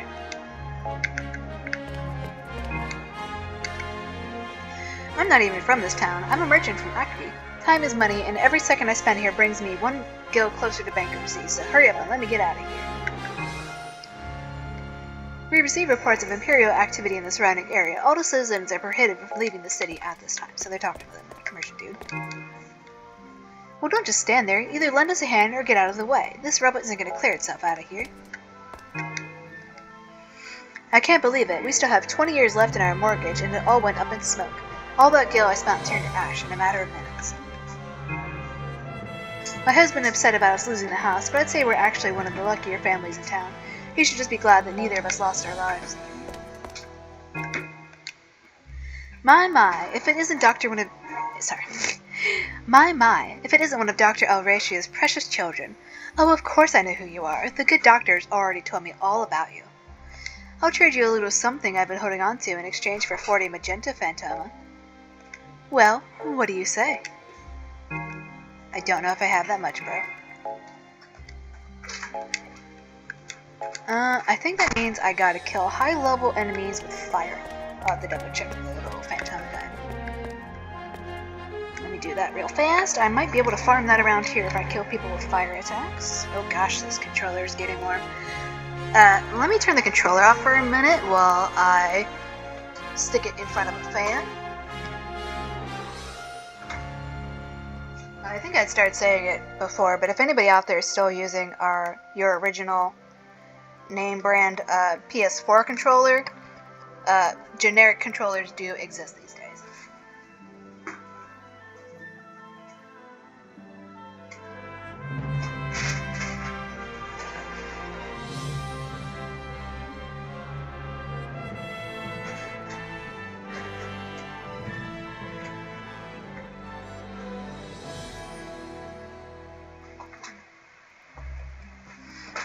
Yeah, generic DualShock 4 controllers do exist these days. How well can I play this with the mouse? I'm not sure how to actually click with the mouse. So I'm just going to let that sit in front of the fan for a few minutes. I got this one. It's just a generic white controller from Amazon. I think it was around 20 bucks. The light bar will not. This one does seem to change colors depending on stuff in the game, but it's not as reactive as the actual name brand LED that's built into the light bar, but actual DualShock brand controller. But considering the PlayStation is still trying to sell DualShock 4 controllers for the full price of $60+ for one, I'd rather spend $20 on a controller that I know is doesn't have all the customization options, but works just as well. I would have to do like an actual test of how long the battery actively works between gameplay things. In this case, it is getting a little bit warm, but it's also 80 degrees in the house, even with the central air turned on, and we have 66% humidity. So it's already warm in here, and it's a bajillion degrees outside, so the humidity is still creeping inside, even with all the windows and everything shut. So we're just going to let that cool down for a little bit. It's currently 112 degrees outside with the humidity. So yeah, I can't really blame the controller for getting warm after 2 hours of gameplay. But we'll just let that sit there for a minute, and I will be right back for you guys while I grab a snack.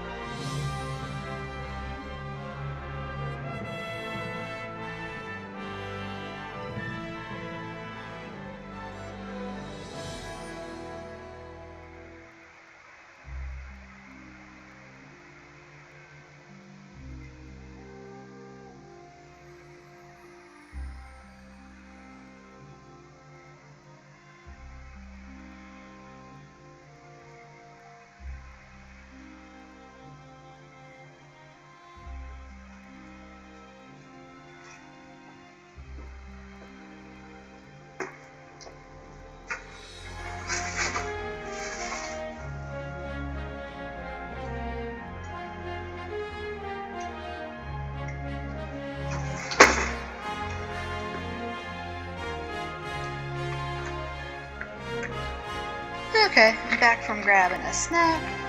The controller is hopefully not gonna feel slightly molten when I pick it up again. Put one of these little hydration packies in my drink. But yeah, generic PlayStation 4 controllers do exist these days, and even with, in this case, it getting warm after playing for 2 to 3 hours straight on the computer, it gets warm, but it still works perfectly fine for me. And all of our original PS4 DualShocks that we got when we first bought our PS4, yeah, most of them have all started having issues that some of the buttons just straight up don't work. The analog sticks will just drift of their own accord, and just batteries dying constantly. But yeah, unless you're a diehard, you don't need to buy it. Spend $60 on a single thing. My twin has just come marching through the door, wielding a 6 foot plus tall native bamboo stalk.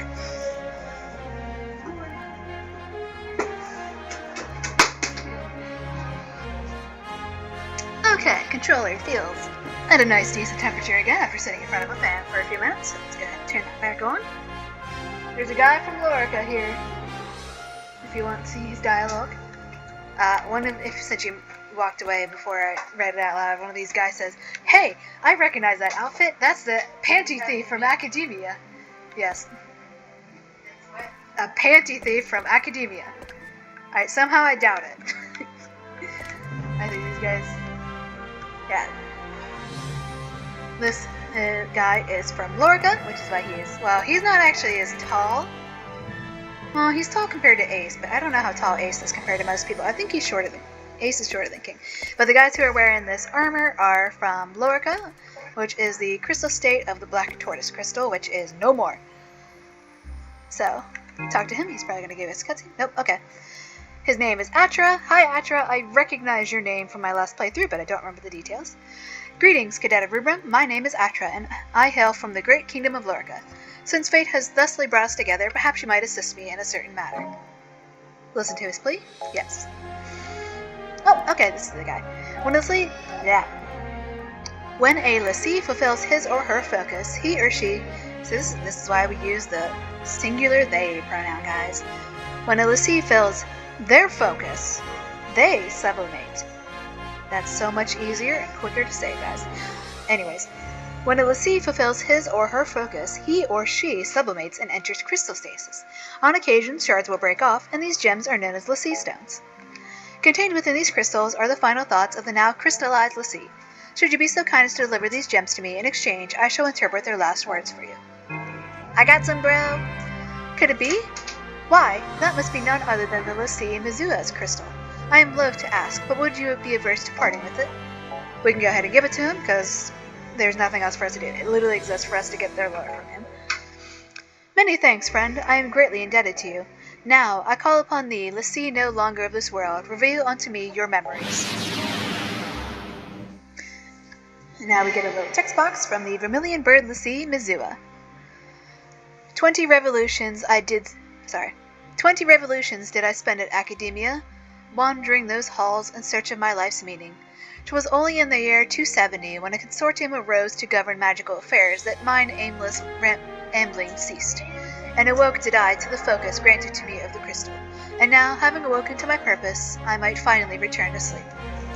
Interesting. 1 second. BRB, everybody.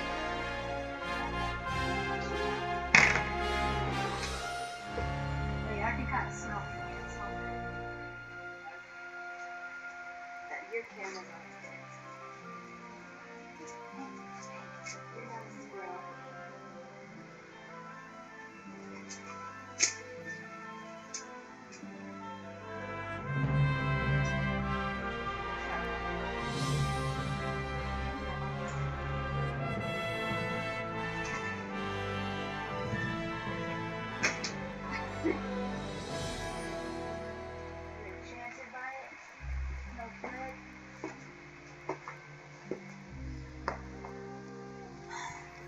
So anyways, this is from the Vermilion Bird lessee Mizua, who spent 20 years as a lessee just kind of aimlessly wandering around Academia without getting any direction from the crystal. And it was only when the consortium arose to govern magical affairs and they realized what their focus from the crystal was. And then, now having awoken to my purpose, I might finally return to sleep. So that's very interesting, because that implies that they existed and were wandering around Academia to possibly ensure that the consortium would be founded, which is interesting. I'm not sure if they mean the consortium that we know of Rubrum, or if they just mean one that's focused on doing magic. So this person's purpose was to make sure that there are people studying magic. Surely you too were able to perceive the final thoughts hidden within the stone. Thus far I have recovered 1 lessee stone. By my estimates there should still be 42 more scattered across Orions. And while we're here, we can go ahead and give the other ones we've got. Could it be? Why that must be none other than the lessee Kayahara's crystal. Give it to him, yep. Many thanks, friend. I am greatly indebted to you. Now I shall call upon thee, lessee no longer of this world, revealing to me your memories. I'll skip that dialogue next 1 and 2. Another Vermilion Bird lessee, this named Kayahara. Okay. 15 years hath passed since I broke free of my mortal shackles. 15 years hath passed since I ceded my soul to the will of the crystal. 15 years hath passed since I first began serving as guardian of the crystal's chosen people. After 15 years, her people hath now built a country to defend her, and at last my focus has been fulfilled. So this person is from the very founding of Rubrum, Stuminu.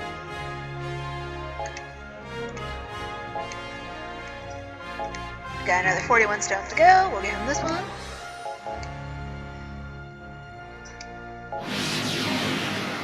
And this Lassie is from the Azure Dragon Crystal, not the Vermilion Bird.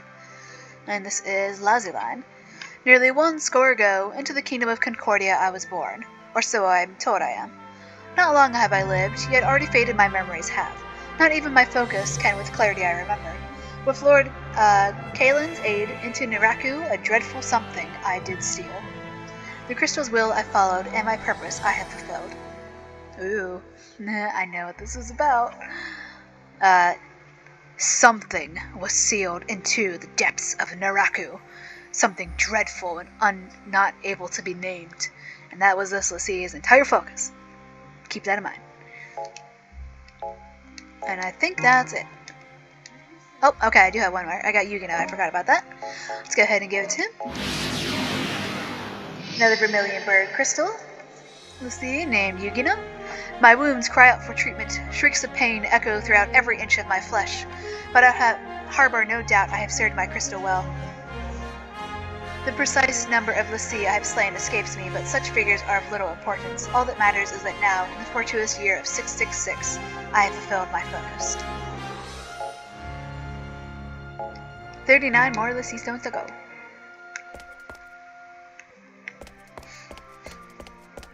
But yeah, we get stones just from helping random people, help their towns and everything.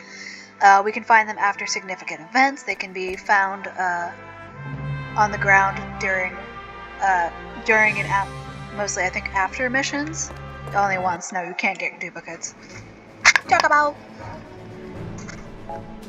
So now I know if I want to farm Chocobo, which is come to Iska.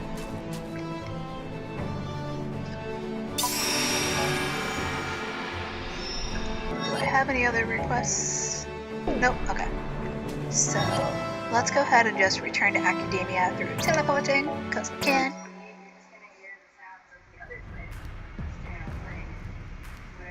Your Excellency, Cutscene. a report from the O9. They have located the target in Lorica and activated number 3.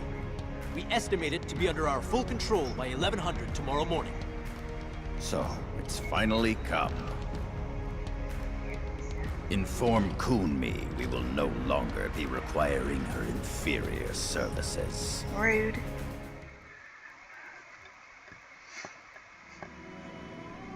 Pyromans 842 RG.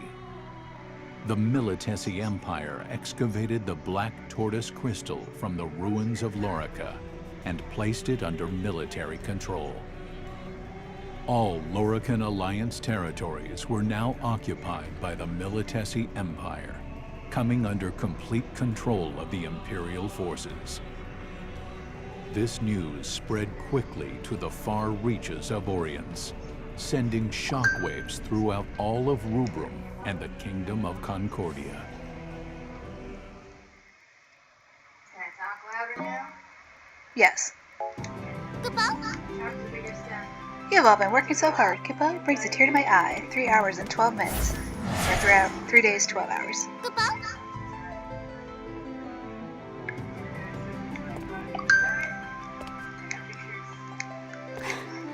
You look well enough. Procure 10 elixirs. Yes. Splendid work. Got 5 mega elixirs. You look well enough.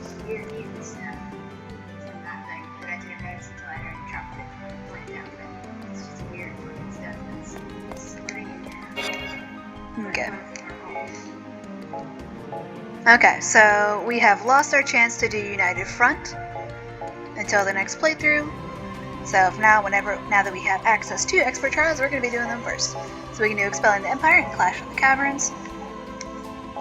And that's going to take 18 hours for each of those. So we will not be doing conversations this time, I don't think. Yeah, I'm just going to go ahead and do these. So we can at least unlock them for mission replays. Expelling the Empire, level 36. We have to go back to Iska. Determining Determining that maintaining control of Iska, home of its occupation headquarters in Rubrum, is its highest priority, the Imperial Army calls for reinforcements and employs staggering firepower to mount a preemptive strike against the Dominion. Class 0 must go to the Iska region and lead the Dominion forces to victory in this large-scale invasion. Yes. Poor Iska. They're getting invaded all over again. You got guts, Cadet, but remember, some don't make it back alive, so make sure you're truly prepared. Yeah, I know, because I keep soloing it. Everybody else is too weak.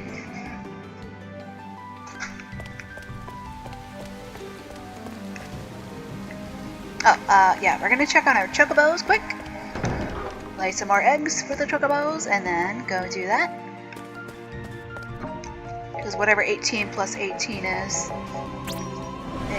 how much time it's gonna take for us to complete both of those. I'm gonna pull up a calculator. 18 is 18. So it'll take a day and a half out of our 3 days and 12 hours to be able to do both of those. We got 5 chocobos at once. You've got 5 newborn chocobos. And this is the new cutscene, because before we just kind of list them out. So I think it's just because we have an unusually high number. We got female war chocobo, female combat chocobo, another female combat. We got a female assault chocobo, another female. I think they're all female. Newly hatched chocobos look happy and healthy.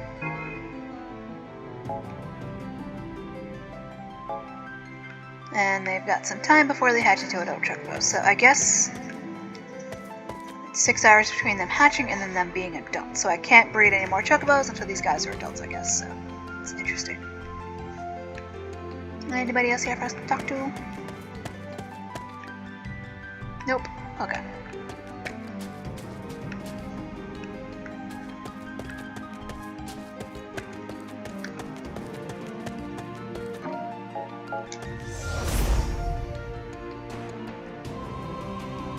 We can go to the lounge and see if that SPP lady has a mission for us that we can, or a task for us that we can just quickly breeze through. Yep, she does.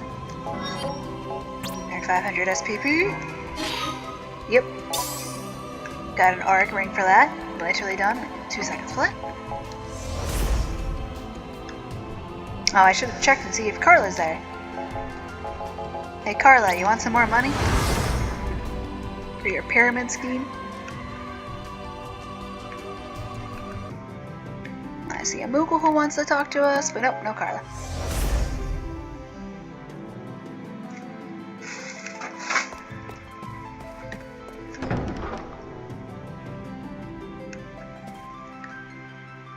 Alright, let me go to Central Command, see if Karasume has anything for us, and then we'll go do that expert trial.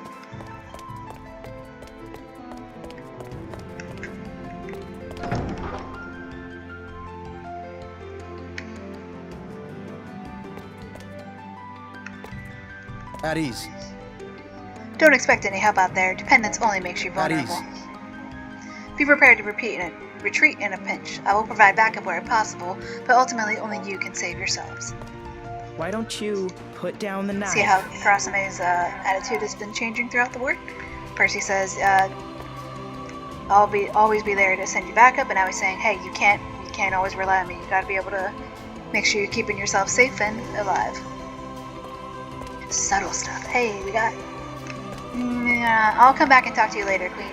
We'll do those expert trials to make sure we got those. Because there is a time limit on when we can complete these per playthrough.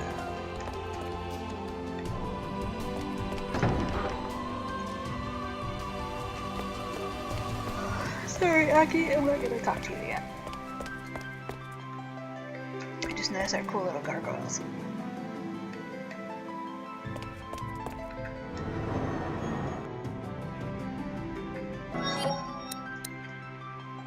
So Ace is level 30. After that, everybody's level 23. So once we're done the expert trials, we will go see if Hat's Combine has some lessons for us, get everybody and their stats boosted a bit. Expelling the Empire.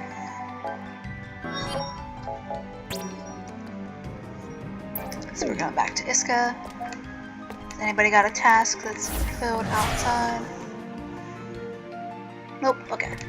Go ahead and save our game again. guy at the door should give us at least some little advice, or he'll just give us a random rumor for our location.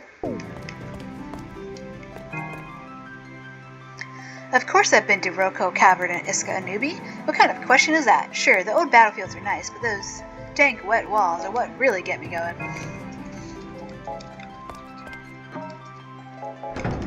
Leave academia. Oh.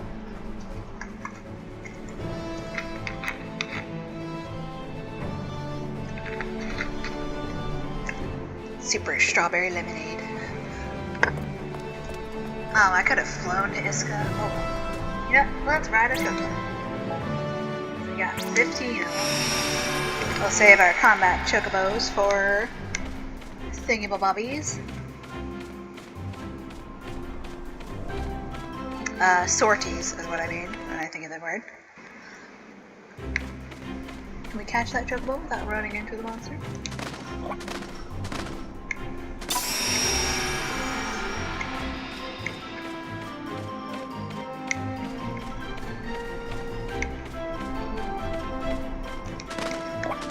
Yeah, if you're struggling to catch wild chocobos, once you're in a region that has chocobos, go ahead and just hop on one. Because you'll usually be able to catch more than enough to make up for riding one. Expelling the Empire, determining that maintaining control of Iska, blah blah blah blah. We're going to do a large-scale invasion. Members to participate, everybody. Change equipment. Let's see what that new thing we got is. Increases max MP by 40. Don't really need that. Oh yeah, let's go ahead and get that Auric Ring instead. Keep the magic by 10. Ace's health really sucks, but oh well.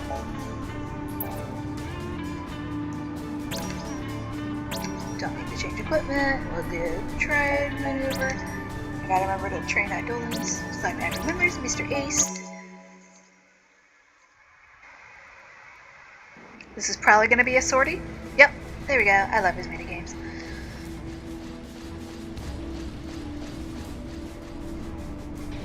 Kupo? It's a seesaw struggle out here. Time to break this deadlock, Kupo.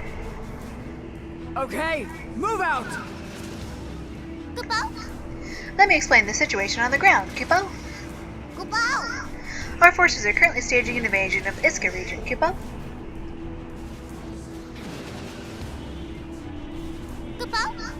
Your objective is to help them seize the enemy HQ at Limbo. Enemy contact. Secure the deployment areas.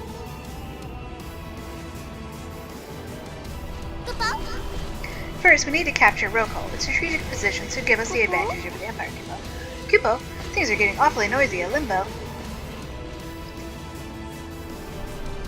What do you think about this move, Dominion?